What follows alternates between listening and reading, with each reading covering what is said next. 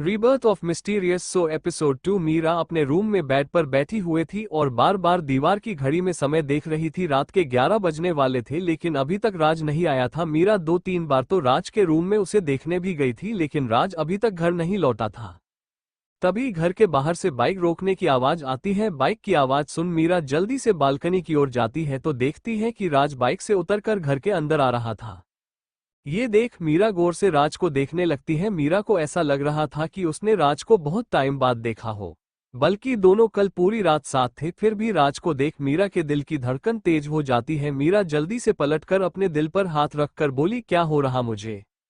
राज जो कि गार्डन से होकर घर के अंदर जा रहा था, उसकी नजर ऊपर पीठ करे खड़ी मीरा पर पड़ती है तो राज कुछ देर वैसे ही खड़ा होकर मीरा को देखने लगता है, फिर घर के अंदर आने लगता है। मीरा फिर से पलटकर देखती है तो उसे राज कहीं नहीं देखता और ये देख मीरा जल्दी से रूम से होते हुए सीढ़ियों के पास आकर खड़ी होकर नीचे हॉल के दरवाजे की तरफ देखती है। राज गेट खुलकर घर के अंदर आता है और सीधा सीढ़ियों से अपने रूम की तरफ जाने लगता है। ये देख मीरा जल्दी से वही दीवार के पीछे छुप जाती है। राज धीरे धीरे सीढ़ियां चढ़ रहा था। राज जैसे ही आखिरी सीढ़ी पर चढ़कर अपना पैर रखता है तो उसे दीवार के पीछे किसी की परछाई दिखाई देती है। राज दीवार की तरफ जाकर खड़ा हो जाता है और एकदम से मीरा का हाथ पकड़कर उसे अपने सामने खड़ा कर बोला, तुम यहाँ इस तरह क्यों खड़ी हो? राज की बात सुन मीरा, जिसका पूरा ध्यान इस समय अपने हाथ पर था जिसे राज ने जोर से पकड़ा हुआ था, मीरा हाथ छोड़ते हुए बोली, मुझे दर्द हो रहा, प्लीज छोड़ो। राज मीरा का हाथ छोड़कर बोला, लो छोड़ दिया। मीरा नम आंखों से राज को देखते हुए बोली, आप इतने लेट घर क्यों आए? राज कुछ नहीं बोलता है, बस पलटकर रूम की तरफ जाने लगता है। मीरा राज के पीछे आते हुए बोली, हब्बी क्या तुम्हें खाना खाना है? राज फिर से कुछ नहीं बोलता है, बस अपने रूम में जाकर गेट बंद करने लगता है। मीरा जल्दी से राज के हाथों से नीचे से रूम के अंदर चली जाती है। राज बस देखता ही रह जाता है। राज पलटकर मीरा को देखते हुए बोला, ये क्या मजाक था और तुम अपने रूम में क्यों नहीं जा रही हो? मीरा आराम से राज के बेड पर लेटकर बोली, मैं अपने रूम में ही हूँ। मीरा की बात सुन राज बेड के पास खड़े होकर बोला, नहीं यह तुम्हारा रूम, यह मेरा रूम है, समझी? तुम अब जाओ। मीरा राज का हाथ पकड़कर उसे बेड पर बैठाकर अपना सिर उसके गोद में रखकर बोली, हब्बी क्या हुआ? राज जैसे ही उठने को होता तो मीरा फिर से राज पकड़ बोली, हब्बी क्या तुम एक बार भी नहीं पूछोगे कि मैंने सारे दिन क्या किया? राज कुछ नहीं बोलता है, बस अपना सिर मोड़ लेता है। ये देख मीरा की आंखों में आंसू आ जाते हैं और वो बेड से खड़ी होकर बोली, लगता है मैं ही पागल थी जो दिन भर से तुम्हारे बारे में सोच रही थी, लेकिन तुम्हें कोई मतलब ही नहीं है मुझसे। इतना बोल मीरा जाने लगती है। तभी राज की आवाज आती है, आपको सीईओ बनकर कैसा लगा? राज की बात सुन मीरा हैरानी से पलटकर बोली, इसका मतलब तुम्हें पता कि मैं आज कहाँ थी? राज हाँ में सिर हिलाकर बोला, आपको सीईओ बनने पर बधाई हो। मीरा खुश होकर राज के पास बैठ जाती है और फिर राज की तरफ देखकर बोली, तुम्हें पता है ऑफिस में सबने मुझे बधाई दी सीईओ बनने पर, लेकिन मुझे बस तुम्हारे कहने का इंतजार था। मीरा के चेहरे पर मुस्कान देख राज बोला, सच में आपको मेरे बोलने से फर्क पड़ता है? राज की बात सुन मीरा के चेहरे की मुस्कान चली जाती है और वो राज की तरफ देखकर बोली, तो मेरे बारे में क्या सोचते हो? राज सिर हिलाकर बोला, ज्यादा कुछ नहीं, अब आप सीईओ बन गई हो तो क्या हमें इसे रिश्ते को यही खत्म कर देना चाहिए? राज की बात सुन मीरा फिर से उदास होकर बोली, मेरे सीईओ बनने से हमारे रिश्ते पर भला क्या फर्क पड़ सकता है? इतना बोल मीरा कुछ सोचते हुए बोली, हब्बी क्या कुछ ऐसा है जो मुझे नहीं पता?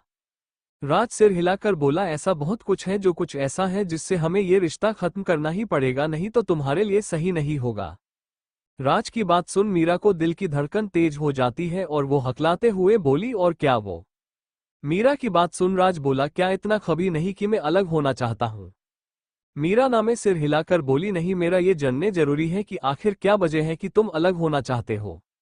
राज गहरी सांस लेकर बोला, आप इतनी जिद्दी क्यों हैं? जब मैं बोल रहा हूं कि मुझे आपसे अलग होना है तो फिर आप वजह जानकर क्या करोगी?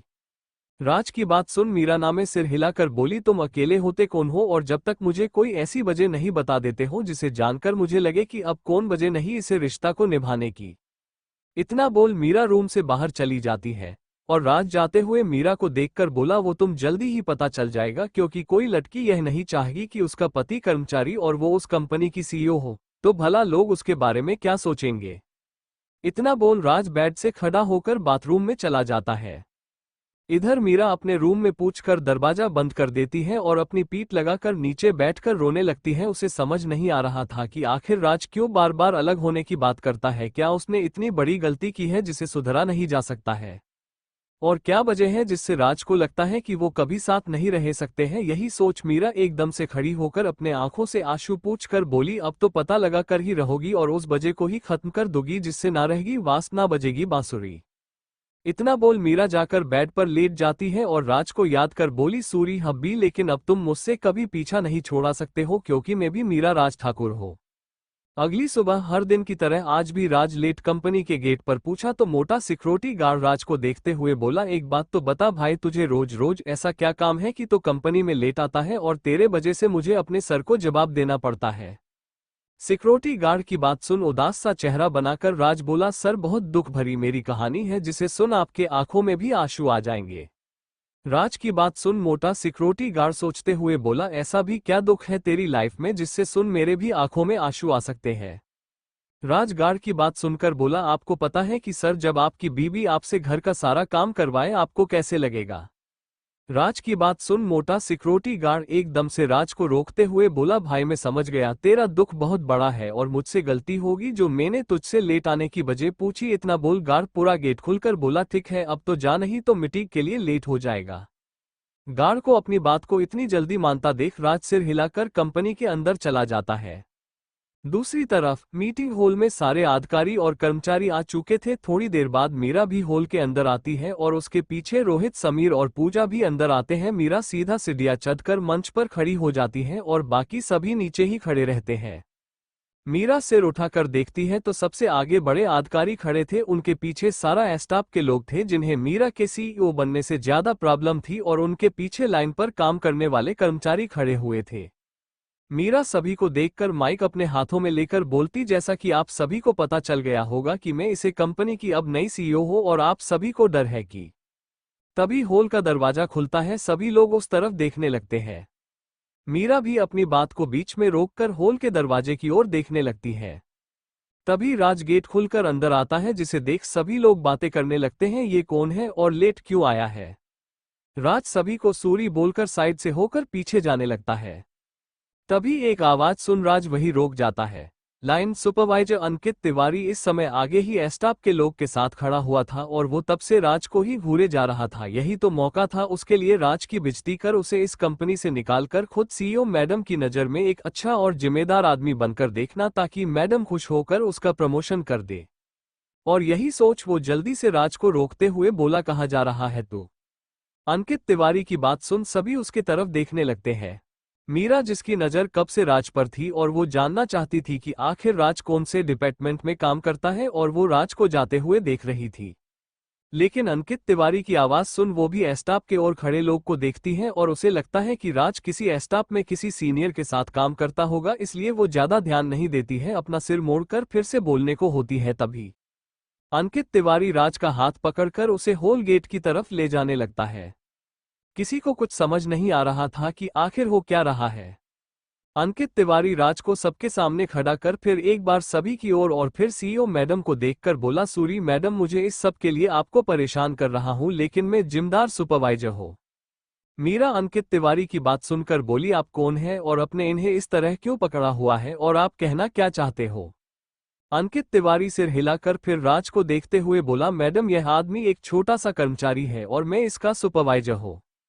अंकित तिवारी के मुंह से राज के लिए एक छोटा कर्मचारी शब्द सुनकर हैरानी से राज की तरफ देखने लगती हैं, जो राज अपना सिर नीचे कर खड़ा हुआ था। मीरा को क्यों नहीं पता था कि उसका पति उसकी की कंपनी में छोटा सा कर्मचारी है और वो कंपनी की सीईओ। मीरा इस बात की पुष्टि करने के लिए रोहित के तरफ देखती है। रोहित मीरा का इशारा समझ अपना सिर हाँ में हिला देता है। पहले उसे भी नहीं पता था कि राज एक कर्मचारी की तरह काम करता है, लेकिन एक बार वो लाइन एरिया में काम देखने आया था तो उसे विश्वास नहीं हो और उसने अपने डैडी से इस बारे पूछा था। तब राकेश जी ने कहा था कि राज की यही औकात है कि उसे बस उनकी कंपनी में छोटा सा कर्मचारी होकर वो काम करे। राकेश जी की बात रोहित को अच्छी तो नहीं लगती है, लेकिन वो कुछ नहीं कर सकता था और यही सोच रोहित गहरी सांस लेता है। रोहित की हाँ सुनकर अब मीरा को याद आया कि राज रात को क्यों अलग होने की बात कर रहा था। मीरा ये सोच रही होती है कि तभी अंकित तिवारी बोला, सीईओ मैडम, यह आदमी रोज कंपनी में लेट आता है और जब मैं इसको कुछ बोलता था तो यह मेरी बात हर बार इग्नोर करता है। मुझे लगा कि यह जल्दी ही सुधर जाएगा, पर यह आज भी लेट आया। इस देख बाकी कर्मचारी भी ऐसा करने लगे तो काम कैसे होगा, इसलिए मैं आज इसे कंपनी से बाहर निकाल रहा हूं। और इतना बोल अंकित तिवारी राज को मीटिंग हॉल से बाहर ले जाने लगता है। अंकित तिवारी की बात सभी को सही लगी कि ऐसे कर्मचारी को कंपनी से बाहर निकाल देना चाहिए, लेकिन पीछे खड़े सभी कर्मचारियों को राज के लिए बहुत बुरा लगता है कि इस तरह की गलती पर भी राज को बाहर निकाल रहे हैं। और अगर राज की जगह कोई स्टाफ का आदमी होता तो कोई कुछ नहीं बोलता। राज के साथ ऐसा होता देख मीरा की आंखें गुस्से से लाल हो रही थी। कोई उसके पति के साथ उसके होते हुए ऐसा कैसे कर सकता है, और उसके लिए चाहे उसे सभी को ये बताना भी पड़े कि राज कोई कर्मचारी नहीं बल्कि उसका पति है। और यही सोच मीरा डे से ही कुछ बोलने को होती है, तभी पीछे से राघव भागते हुए आगे आकर अंकित तिवारी को रोकते हुए बोला, सर प्लीज भाई को छोड़ दो, अगली बार से ऐसा कुछ नहीं होगा। अंकित तिवारी राघव से बोला, तो बीच में मत आ, नहीं तो तुझे भी कंपनी से बाहर निकाल दूंगा। मीरा गौर से राघव को देखती तो उसे याद आता है कि यह तो वही लड़का है जो उसे दिन मीरा को भाभी बोल रहा था। राघव भी जाते हुए बोला, ठीक है सर, तो मुझे भी यह नौकरी नहीं करनी है जहां हम देसे कर्मचारी को कुछ नहीं समझा जाता हूं। और इतना बोल राघव राज का हाथ पकड़कर बोला, भाई चलो हम और कहीं काम कर लेंगे। राघव को ऐसा करता देख सभी कर्मचारी आगे आकर अंकित तिवारी से बोले, हमें भी इस कंपनी में काम नहीं करना है। सभी कर्मचारी की बात सुन अंकित तिवारी के माथे से पसीना आने लगता है। उसे समझ नहीं आ रहा था कि वो अब क्या करे। तभी राज सभी कर्मचारियों को देखते हुए बोला, मेरे लिए आप सभी को काम छोड़ने की जरूरत नहीं है और इन सब में बस मेरी गलती है तो जाना भी मुझे ही चाहिए। इतना बोल राज एक नज़र मीरा को देखता है, फिर पलट कर जाने लगता है। मीरा जो इतनी देर से खामोश खड़ी होकर सब कुछ देख और सुन रही थी, वो मंच से नीचे आते हुए बोली, कोई कहीं नहीं जा रहा है और यह मेरा ऑर्डर है। मीरा की आवाज सुन सभी लोग उस तरफ देखने लगते हैं। मीरा जाकर सीधा अंकित तिवारी के सामने खड़ी हो जाती है और उसे घूरते हुए बोली, तो एमआर अंकित तिवारी, क्या आप जानते हैं कि यहाँ मीटिंग किस लिए रखी गई है? मीरा की बात सुन अंकित तिवारी डरते हुए अपना सिर नीचे कर बोला, वो मैडम। अंकित तिवारी को हकलाते हुए देख मीरा और गुस्से से बोली, क्या तुम्हें नहीं पता कि किस लिए मैंने आप सभी को यहाँ बुलाया है? अंकित तिवारी नामे सिर हिला देता है। अंकित तिवारी की बात सुन मीरा बोली, अच्छा तो तुम्हें नहीं पता तो फिर तुम होते कौन हो मीटिंग के बीच में किसी भी कर्मचारी को कंपनी से बाहर निकालने वाले, वो भी मुझसे पूछे बिना? मीरा ने ये सब इतने गुस्से और तेज आवाज में बोला था जिसे सुन मीटिंग हॉल में जितने भी लोग थे सबकी दिल की धड़कन डर के मारे तेज हो जाती है। पूजा कस के समीर की कलाई पकड़कर बोली, अरे यार, क्या यह मीरा ही है जिसे लड़की ने आज तक किसी से भी ऊंची आवाज में बात तक नहीं की थी? आज उसे देख ऐसा लग रहा था कि मीरा ना होकर कोई पावरफुल वुमेन हो। राघव भी मीरा को देखकर बोला, ओ तेरी की, यह तो भाभी जी है। तभी सभी लोगों को किसी चीज की बहुत बुरी बदबू आने लगती है। सभी अपनी नाक को पकड़कर बंद कर लेते हैं। पूजा समीर को छोड़कर अपनी नाक पकड़कर बोली, अरे यार, यह गंध कहाँ से आ रही है? सभी लोग आसपास देखने लगते हैं। मीरा जो गुस्से से अंकित तिवारी को देख रही होती है, उसकी नजर नीचे अंकित तिवारी के पैंट पर जाती है, जिसे देख मीरा पलट जाती है और अपना सिर पकड़कर बोली, अब तुम यहाँ खड़े क्यों हो, जाओ बाथरूम में और अब तुम तभी मेरे सामने आना जब तुम अपने से नीचे व्यक्ति की इज्जत करने लगो। अंकित तिवारी अपना सिर हिलाकर जाने लगता है। तभी सभी की नजर उसके पैंट पर जाती है जो एक साइड से पूरा गीला हो चुका था। अंकित तिवारी के जाने के बाद राघव अपने चेहरे पर मुस्कान लाते हुए बोला, बाहो यार, भाभी तो बहुत खतरनाक है, जिनकी एक आवाज से ही अंकित तिवारी ने अपने पेंट में ही पेशाब कर ली। राज जो बस मीरा का ये रूप देख हैरान था, वो राघव की बात सुनकर उसे घूर कर देखने लगता है। राघव जल्दी से इधर उधर देखने लगता है, क्या उसने कुछ गलत बोला है? राघव यही सोचने लगता है।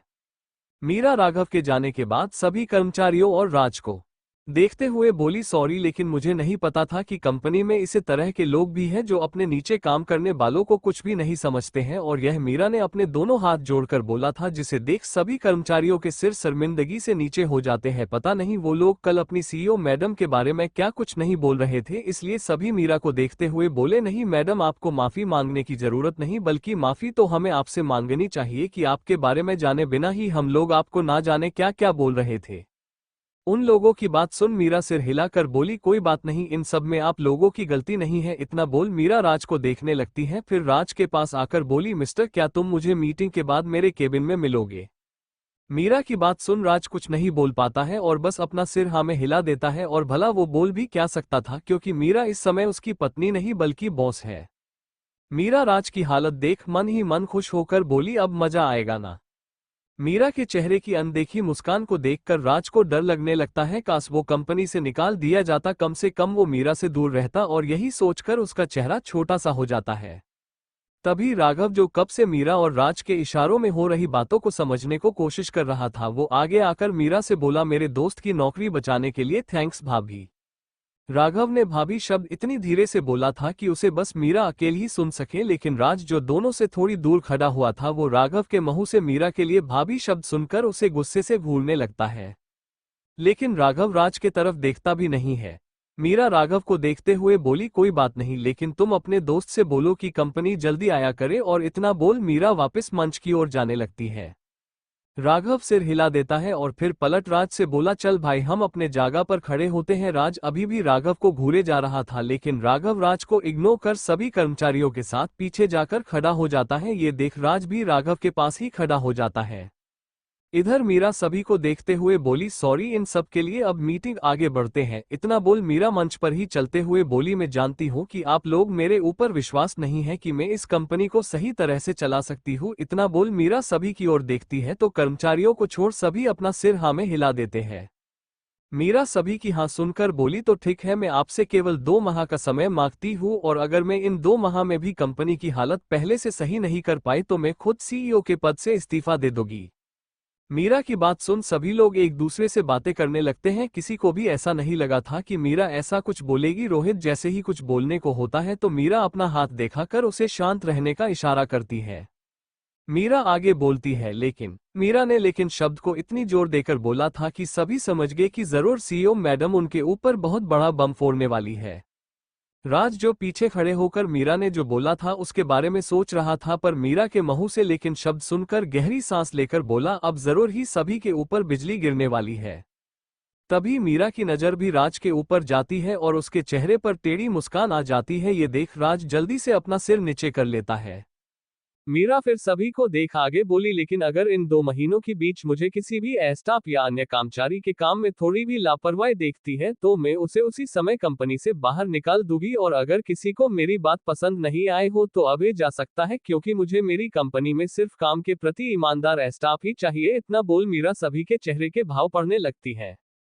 मीरा की बात सुन सभी लोग एक दूसरे की तरफ देखने लगते हैं और उनमें में कुछ लोग जाने लगते हैं, जिन्हें देख मीरा आगे बोली, अगर आज कोई कंपनी से जाता है तो उसे कभी कंपनी में वापस नहीं लिया जाएगा।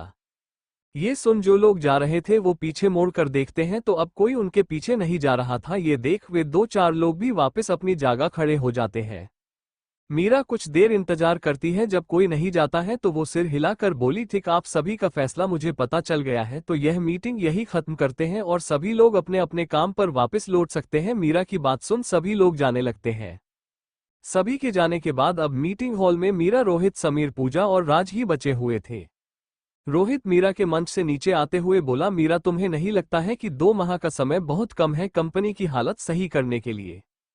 रोहित की बात सुन मीरा बोली, भाई आप चिंता मत करो, मैं सब ठीक कर सकती हूँ, और आप भी तो हो ना मेरे साथ। रोहित सिर हिलाकर बोला, मुझे पता है कि मेरी मीरू एक दिन जरूर इस कंपनी को टॉप पर ले जाएगी। मीरा फिर पूजा और समीर को देखते हुए बोली, क्या तुम लोग मेरी हेल्प करोगे? पूजा और समीर एक दूसरे की तरफ देखकर मीरा से बोले, कैसी हेल्प? मीरा दोनों को देखते हुए बोली, क्या तुम लोग मेरी कंपनी में जॉइन करोगे? इतना बोल मीरा दोनों को देखने लगती है। पूजा सिर हिलाकर बोली, ठीक है, मुझे कोई दिक्कत नहीं है। फिर समीर भी सिर हिला देता है उसके लिए, और अच्छा कि वो मीरा के पास ही रहेगा। दोनों की हाँ सुन मीरा खुश होकर रोहित से बोली, भाई आप इन दोनों को इनका केबिन दिखा देना और काम भी बता देना। रोहित सिर हिलाकर पूजा और समीर के साथ चला जाता है। मीरा फिर राज को देखते हुए बोली, और मिस्टर तुम मेरे साथ मेरे केबिन में चलो। इतना बोल मीरा जाने लगती है। राज सिर हिलाकर मीरा के पीछे चला जाता है। मीरा स्टाफ एरिया में आकर अपने केबिन जाने लगते हैं और वहां खड़ा सिक्योरिटी गार्ड मीरा को सलाम करता है। मीरा सिर हिलाकर आगे बढ़ जाती है, तभी राज आता है, जिसे देख गार्ड राज को देखते हुए बोला, तुम यहाँ क्या कर रहे हो, और यहाँ किसी भी कर्मचारी का आना मना है क्या, तुम्हें नहीं पता? राज गार्ड को देख बोला, वो मैं उनके के साथ आया हूँ। तभी मीरा पलटकर गार्ड से बोली, उन्हें अंदर आने दो। मीरा की बात सुन गार्ड सिर हिलाकर राज को जाने देता है। राज जल्दी से मीरा के पीछे ही जाने लगता है।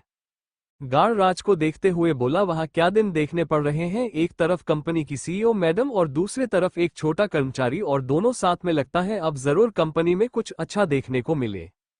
सभी स्टाफ के लोग जो अपना अपना कर रहे थे वे सब मीरा के साथ राज को देख बातें करने लगते। किसी को भी समझ नहीं आ रहा था कि आखिर सीईओ मैडम को एक छोटे से कर्मचारी से भला क्या काम हो सकता है, जिसे सुन राज को बहुत अजीब लगता है। और वो मीरा रोकते हुए बोला, हम इस तरह अकेले केबिन में नहीं जाना चाहिए। देखिए ना सभी लोग हमें कैसे घूरे जा रहे हैं। मीरा राज की बात सुन वही रोककर एक नज़र सभी लोग को देखती है, जिसे देख सभी लोग वापस अपना काम करने लगते हैं। मीरा राज से बोली, लो अब चले। इतना बोल मीरा अपने केबिन का गेट खोल अंदर चली जाती है। राज पलटकर सभी स्टाफ के लोग को देखता है जो कि अब सब अपना अपना काम करने लगे थे। राज फिर से पलटकर केबिन के अंदर चला जाता है। मीरा अपनी कुर्सी पर बैठकर कंप्यूटर पर कुछ काम कर रही थी। राज मीरा को देखता है, फिर साइड में लगे सूपे पर बैठकर मीरा को देखने लगता है। उसे मीरा काम करते हुए बहुत प्यारी लग रही थी। फिर उसकी नज़र मीरा के शर्ट पर जाती है। व्हाइट शर्ट और नीले पैंट में वो कभी स्मार्ट और हॉट भी देख रही थी। राज ना चाहते हुए भी उसकी नज़र बार बार मीरा सीने और होठों पर जा रही थी, जिससे उसे अपना गला सूखा सा लगने लगता है और वो टेबल से पानी लेकर पीने लगता है। मीरा ये सब नोटिस कर रही होती है, लेकिन वो सिर्फ अपने काम पर ध्यान देती है। राज और नहीं रोका जाता है तो सूपे से खड़े होकर बोला, अगर आपको मुझसे कोई काम नहीं है तो क्या मैं वापस अपने काम पर जा सकता हूँ? राज की बात सुन मीरा पलटकर राज को देखते हुए बोली, पहले तुम मुझे ये बताओ कि आखिर तुम ऐसा कौन सा काम होता है जिस वजह से तुम रोज कंपनी में लेट आते हो? राज कुछ नहीं बोलता है। राज को देखकर ऐसा लग रहा था कि वो मीरा को कुछ नहीं बताना चाहता हो। मीरा गहरी सांस लेकर राज बोली, ठीक है, अगर तुम्हें कुछ नहीं बताना तो वापस सूपे बैठ जाओ और मुझे मेरा काम करने दो। इतना बोल मीरा अपना काम करने लगती है और राज छोटा सा महू लेकर वापस सूपे पर बैठ जाता है, जिसे देख मीरा के चेहरे पर मुस्कान आ जाती है। तभी डोर नॉक की आवाज आती है। मीरा और राज अपना सिर ऊपर कर देखते हैं तो सामने एक हैंडसम सा लड़का अपने हाथ में फाइल लेकर खड़ा हुआ था। वो हैंडसम सा लड़का जिसका नाम अजय था, उसे मीरा को देखकर पहली नज़र में ही पसंद आ गई थी। और जब उसे ये पता चला कि मीरा इस कंपनी की नई सीईओ है तो मीरा के प्रति उसकी मन की भावना और तेज हो गई थी और वो मीरा से अकेले मिलने के बारे में सोच रहा था। इसलिए वो कुछ पुरानी फाइलों को लेकर मीरा के पास आता है। अजय डोर के पास खड़ा होकर ये सब सोच रहा होता है कि तभी मीरा अजय को देख बोली, क्या तुम वही खड़े होने के लिए आए थे? मीरा की आवाज सुन अजय जल्दी से केबिन के अंदर आकर अपने हाथ में ली फाइल मीरा को देते हुए बोला, सॉरी मैडम, ये कुछ पुरानी फाइल है जिनमें आपके साइन लेने थे। मीरा सिर हिलाकर फाइल पढ़ने लगती है और अजय मीरा के चेहरे को देख बोला, अरे यार, यह पास से और ज्यादा खूबसूरत लग रही है। राज जो कब से अजय को मीरा को देखते हुए नोटिस कर रहा था, उसे गुस्सा आ रहा था कि कोई लड़का उसकी बीवी को उसके सामने इस तरह की नजरों से घूरे जा रहा था कि उसका मन कर रहा था कि वो इसी समय इस लड़के को मारे, लेकिन वो यहाँ कुछ भी ऐसा नहीं करना चाहता था। इसलिए गहरी सांस लेकर खुद से बोला, कंट्रोल राज, वो सिर्फ एक स्टाफ लड़का ही तो है। तभी मीरा फाइल को पढ़ने के बाद अजय से बोली, कहाँ साइन करने हैं? मीरा की बात सुन अजय सिर हिलाकर एक हाथ टेबल पर रखकर और अपना चेहरा मीरा के पास लाकर फिर फाइल की तरफ देखकर मीरा को बताने लगता है। मीरा सिर हिलाकर साइन करने लगती है। उन दोनों को इतने करीब देख राज की आंखें गुस्से से लाल होने लगती हैं और उसे समझ नहीं आ रहा था कि वो कैसे मीरा से इस लड़के को दूर करे। तभी कुछ बाल उड़कर मीरा के चेहरे के सामने आने लगते हैं। मीरा जिन्हें एक हाथ से बार बार पीछे करने लगती हैं। ये देख अजय अपना एक हाथ आगे बढ़ाने लगता है ताकि वो मीरा के बालों को उसके कान के पीछे कर सके। और ये देख राज की आंखें बड़ी बड़ी हो जाती है और वो जल्दी से अपने पास रखी टेबल से कांच के पानी का गिलास नीचे गिरा देता है और जैसे ही गिलास नीचे गिरता है तो कांच के टूटने की आवाज आती है। मीरा जो फाइल बंद करके अजय को फाइल देने के लिए अपना सिर ऊपर करती है तो अजय को खुद के चेहरे के इतने पास देखकर अजय को कुछ बोलने को होती है। तभी उसे कांच के टूटने की जोर से आवाज आती है, जिसे सुन मीरा और अजय मोड़कर राज की तरफ देखते हैं तो नीचे जमीन पर कांच का टूटा हुआ पानी का गिलास था और राज उसे देख रहा था। मीरा जल्दी से अजय को फाइल देकर बोली, लो हो गया, अब तुम जाओ, और खुद कुर्सी से खड़ी होकर राज के पास जाने लगती है। अजय अपने हाथ में फाइल को देखकर केबिन से बाहर चला जाता है। इधर मीरा जल्दी से राज के पास आकर बोली, यह कैसे हुआ और कहीं तुम्हें चोट तो नहीं लगी? राज कुछ नहीं बोलता है, बस डोर की तरफ देखता है जहां से अजय केबिन से बाहर गया है और ये देख वो चैन की सांस लेता है। राज को कुछ ना बोलता देख मीरा जल्दी से सूपे पर राज के पास बैठकर राज का चेहरा अपने हाथ में लेकर बोली, तुम वहां क्या देख रहे हो, मुझे दिखाओ, कहीं तुम्हें लगी तो नहीं। और इतना बोल मीरा राज के पैरों को देखते हुए बोली, देखने दो मुझे, कहीं तुम्हें चोट तो नहीं लगी है। राज मीरा के हाथ पकड़कर बोला, नहीं मैं ठीक हूं और आप अपना काम करो, तब तक मैं इसे ठीक कर देता हूं। राज नीचे गिरे कांच के टुकड़ों को देखते हुए बोला। राज की बात सुन मीरा राज को घूर के देखते हुए बोली, तुम कुछ नहीं कर रहे हो और उठो मेरे साथ चलो। इतना बोल मीरा राज का आराम से हाथ पकड़कर उसे सूपे से खड़े कर बोली, क्या तुम कोई काम सही से नहीं कर सकते हो, अभी तुम्हें लग जाती तो। मीरा इसी तरह बोलते हुए राज को मीरा केबिन में बने रूम में ले जाती है और बेड पर आराम से लेटा कर बोली, तुम यही लेटे रहो जब तक मैं काम खत्म करके नहीं आ जाती हूँ। इतना बोल मीरा राज को बेड पर लेटा देती है और खुद मोड़ कर जाने लगती है। तभी राज मीरा का पीछे से हाथ पकड़ लेता है। मीरा पलटकर राज को देखती है तो राज उसे बहुत प्यार से देख रहा होता है। मीरा राज के पास बेड पर बैठकर राज के हाथ पर अपना दूसरा हाथ भी रखकर बोली, क्या हुआ हब्बी। राज कुछ नहीं बोलता है, बस एकदम मीरा को जोर से गाले लगा लेता है। आज उसे एहसास हुआ कि कितने लोग हैं जो मीरा को उससे दूर करना चाहते हैं, उसे मीरा को खुद से दूर नहीं जाने देना है। राज के एकदम ऐसा करने से मीरा शौक और हैरान हो जाती है, क्योंकि यह पहली बार था जब राज ने आगे से मीरा को गले लगाया था, वरना हर बार मीरा को ही उसके पास आना पड़ता था। मीरा अपना एक हाथ राज के सिर पर फेर कर बोली, क्या हुआ हब्बी, तुमने मुझे एकदम से गले क्यों लगाया। लेकिन राज मीरा की बात को इग्नोर कर बोला, तुम मुझसे वादा करो कि तुम अब मुझे कभी नहीं छोड़ूंगी। राज की बात सुन मीरा हैरानी से बोली, लेकिन मैं आपको क्यों छोड़ूंगी और आप इसे तरह की बात क्यों कर रहे हैं। राज कुछ नहीं बोलता है, बस मीरा को और जोर से गले लगा लेता है। उसे ऐसा लग रहा था कि अगर उसने मीरा को थोड़ा भी छोड़ा तो कोई मीरा को उससे दूर कर देगा।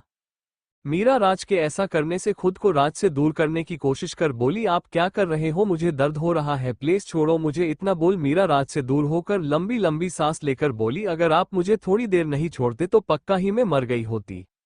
राज मीरा के मुंह पर हाथ रखकर बोला, कुछ नहीं होगा आपको। इतना बोल राज अपने होठ मीरा के होठों के पास लाने लगता है। मीरा राज के आंखों में ही देखती रहती है। राज मीरा के नरम होठों चुंबन का चिन्ह पर अपने होंठ रखे कर धीरे धीरे उन्हें चूमने लगता है और मीरा बस अपनी बड़ी बड़ी आंखें कर राज को हैरानी से देखने लगती है। राज अपने हाथ से मीरा की दोनों आंखें बंद कर धीरे से बोला, आप मेरी फीलिंग को एंजॉय करो। मीरा भी राज के किस चुंबन का चिन्ह में उसका साथ देने लगती है। राज को किस थ्रोइंग किसेस करना आ ही नहीं रहा था, वो बस मीरा के होठों को छोटे बच्चे की तरह किस कर रहा होता है। ये देख मीरा अपने दोनों हाथ को ऊपर कर राज के गालों को पकड़कर पैसेंटली किस चुंबन का चिन्ह करने लगती है। कुछ देर राज को किस करने के बाद जब मीरा को लगता है कि अब उसे काम पर जाना चाहिए तो वो राज से अलग होकर बेड से खड़ी होने लगती है। ये देख राज फिर से मीरा का हाथ पकड़कर उसे बेड पर खींच लेता है और मीरा सीधे राज के ऊपर गिरती है। मीरा राज की आंखों में देखकर बोली, हब्बी मुझे काम करना है। राज मीरा के होठों पर किस कर मीरा के आंखों में देखकर बोला, प्लीज क्या आप थोड़ी देर के लिए मेरे पास नहीं रोक सकती हो। राज ने यह इतने प्यार से बोला था कि मीरा का मन नहीं किया कि वो राज को छोड़कर जाए। राज मीरा को सोचता देख गहरी सांस लेकर अपने हाथ की पकड़ मीरा की कमर से ढीली करके बोला, ठीक है आपको काम भी तो करना जरूरी है। इतना बोल राज अपना सिर दूसरी तरफ मोड़कर लेट जाता है। मीरा राज के ऐसा करने से खुद को और नहीं रोकती है और राज के पास बेड पर लेटकर राज की पीठ से चिपक कर बोली, ठीक है मैं कहीं नहीं जा रही हूँ। और राज का सिर अपने दोनों हाथों से पकड़ अपने तरफ मोड़कर राज की आंखों में देखकर बोली, अरे देखो मैं कहीं नहीं गई हूँ। और इतना बोल मीरा राज के होठों पर किस करने लगती है और एक हाथ राज के सीने पर फेरने लगती है। तभी राज मीरा का हाथ पकड़कर मीरा को नीचे कर खुद उसके ऊपर आ जाता है और राज अपने शर्ट के बटन खोलकर उसे दूर फेंक देता है। फिर मीरा के होठों पर किस कर बोला, I love you Meera ji, बहुत प्यार करता हूँ मैं आपसे। राज के मुंह से आई लव यू शब्द सुनकर मीरा राज के आंखों में देखकर बोली, I love you to hubby, मैं भी आपसे बहुत प्यार करने लगी हो। इतना बोल मीरा राज के सीने पर हाथ फेरने लगती है। मीरा के ऐसा करने से राज जल्दी से नीचे झुककर मीरा के होठों पर किस चुंबन का चिन्ह कर फिर मीरा की गले पर किस करते हुए नीचे की ओर आने लगता है और मीरा की शर्ट के बटन खोलकर उसे भी निकालकर दूर फेंक देता है। अब राज के सामने मीरा की पूरी कमर थी। राज नीचे झुककर मीरा की कमर पर हर जगह किस करने लगता है और मीरा का टॉप भी निकाल देता है। ये देख मीरा जल्दी से अपने दोनों हाथों को अपने सीने पर रख लेती है। राज की आंखों में देखने लगती है। राज मीरा के माथे पर किस करके बोला, डोंट वरी। इतना बोल राज मीरा के हाथ हटा कर मीरा के बूब्स को देखकर उन्हें चूमने लगता है और एक हाथ से उन्हें दबाने लगता है, जिससे मीरा के मुंह से आ की आवाजें निकालने लगती हैं, जिसे सुन मीरा अपने मुंह पर हाथ रखकर बोली, आराम से हब्बी। राज सिर हिलाकर मीरा के बूब्स को चूमने लगता है, फिर अपना एक हाथ मीरा की कमर से नीचे ले जाने लगता है और उस हाथ से मीरा के पैंट का उक खुलकर अपना हाथ मीरा के अंडरवियर के अंदर डालकर अपनी एक उंगली मीरा के नीचे के होठों के बीच में अंदर डाल देता है, जिसका एहसास होते ही मीरा राज का हाथ पकड़ लेती है। राज मीरा के चेहरे की तरफ देखने लगता है। मीरा गहरी सांस लेकर बोली, मुझे पता है कि मुझे आपको इस तरह बीच में नहीं रोकना चाहिए, लेकिन इतना बोल मीरा राज की आंखों में गौर से देखती है, जिसे देख मीरा समझ जाती है कि राज को मीरा का इस तरह रोकना अच्छा नहीं लगा, लेकिन अब उसे समझ नहीं आ रहा था कि वो कैसे राज को बताए। मीरा को अपनी बात अधूरी छोड़कर कुछ ना बोलता देख राज गहरी सांस लेकर बोला, मैं समझ गया कि क्यों आप मेरे साथ ये सब नहीं करना चाहती हैं, और इतना बोल राज मीरा से दूर होकर बैठ जाता है। मीरा राज ने जो बोला उसे समझने के बाद खुद से ही बोली, यह आदमी हर बार मैंने जो बोलना चाहती हूँ उसका उल्टा ही क्यों समझता है। इतना बोल मीरा गुस्से में बेड पर बैठकर राज को देखने लगती है। राज अभी भी अपनी धुन में बोले जा रहा था। राज आगे बोला, मैं जानता हूँ कि आप मेरे साथ वो सब इसलिए नहीं कर रही हैं क्योंकि मैं आपके लायक नहीं हूँ, और इन सब में गलती भी मेरी है। मैं ही अपनी औका भूल गया था, इसमें आपकी कोई गलती नहीं है। इतना बोल राज पलटकर मीरा की तरफ देखता है तो मीरा को गुस्से में देखकर बोला, अरे मैं बोल तो रहा हूँ कि इस सब में केवल मेरी ही गलती है। राज की बात सुन मीरा का गुस्सा और बढ़ता जा रहा था और मीरा अपने पास रखे तकिया को अपने हाथ से पकड़कर राज को मारते हुए बोली, हाँ आपने सच ही बोला, इस सब में सारी तुम्हारी ही गलती है। इतना बोल मीरा राज को बेड पर लिटाकर खुद राज के ऊपर बैठ जाती है और तकिया राज के मुंह पर मारने लगती है। राज हैरानी से मीरा को देखते हुए बोला, पर आप मुझे मार क्यों रही है। मीरा राज के मुंह पर तकिया मारकर बोली, क्योंकि हर बार आपको मेरी तो कोई बात सुनने नहीं है, बस जो आपके मन में आया बोल दिया और उसे ही सच मान लिया। मीरा की बात सुन राज सोचते हुए बोला, तो फिर आपको वो सब करने में क्या प्रॉब्लम है। राज की बात सुन एक और तकिया राज के मुंह पर मारकर मीरा बोली, क्योंकि मेरे वो वाले दिन चल रहे हैं। मीरा की बात सुन राज कंफ्यूज होकर मीरा की तरफ देखने लगता है। मीरा राज को समझाते हुए बोली, वो लड़की वाली प्रॉब्लम। राज अभी भी कंफ्यूज होकर मीरा को देख रहा था। मीरा गहरी सांस लेकर बोली, मेरे अभी पीरियड टाइम चल रहा है। इतना बोल मीरा राज की तरफ देखने लगती है। राज सिर हिलाकर बोला, अच्छा तो आप उसकी बात कर रही थी और मुझे लगा कि आपको मेरे गरीब होने से प्रॉब्लम है इसलिए। राज की बात को मीरा पूरा करते हुए बोली, इसलिए आपको लगा कि मैंने आपको वो सब करने से रोका है। मीरा की बात सुन राज हाँ में सिर हिलाकर दूसरी तरफ देखने लगता है। अब उसे अपनी सोच पर गुस्सा आ रहा था और वो मीरा से नजर भी नहीं मिला पा रहा था, इसलिए राज बिना मीरा की आंखों में देखकर बोला, सॉरी।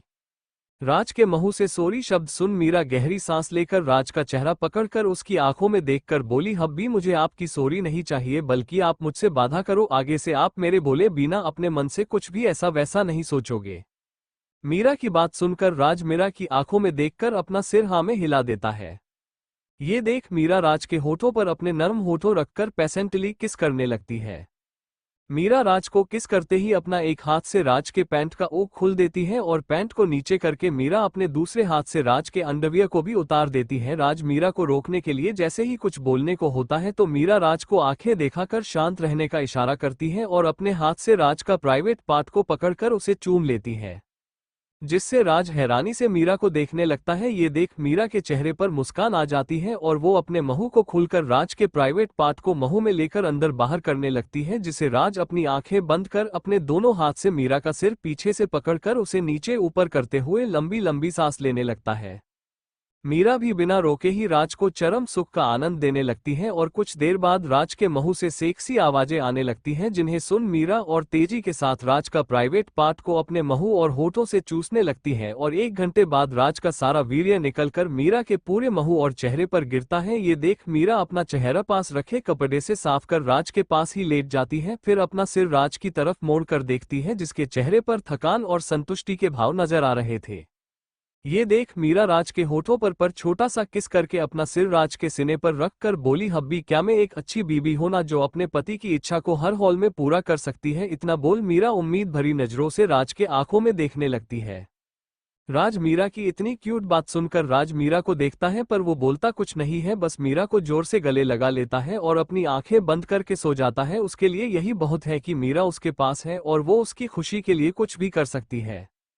मीरा राज के ऐसा करने से समझ जाती है कि राज ने बोले बिना ही सब कुछ बोल दिया है। मीरा खुश होकर बस राज को सोते हुए देखती रहती है और कुछ देर बाद जब मीरा को लगता है कि अब राज गहरी नींद में है तो वो राज के बाहों से निकलकर बेड से खड़ी होकर अपने कपड़े पहनकर फिर राज के पास आकर उसे आराम से सोता देखकर मीरा राज के ऊपर अच्छी तरह से पास रखी चादर डाल देती है और नीचे झुक राज के माथे पर किस कर देती है और प्यार से राज के सिर के बालों पर हाथ फेरते हुए बोली आई लव यू हबी।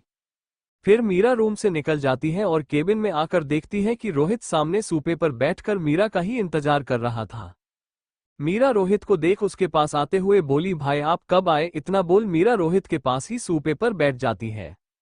रोहित गौर से मीरा का चेहरा देखकर बोला वो मैं तुझे बताने आया था कि हमारी कंपनी जिन कंपनी के साथ पहले पार्टनरशिप थी और उन्होंने हमसे पार्टनरशिप कैंसिल करके दूसरी कंपनी से हाथ मिला लिया था, मैंने एक बार फिर उनके साथ तुम्हारी मीटिंग रखी है और अगर तुम उन्हें वापस हमसे पार्टनरशिप शुरू करने के लिए मना लेती हूं तो उससे हमारी कंपनी की आधी से ज्यादा प्रॉब्लम सोल्व हो सकती है।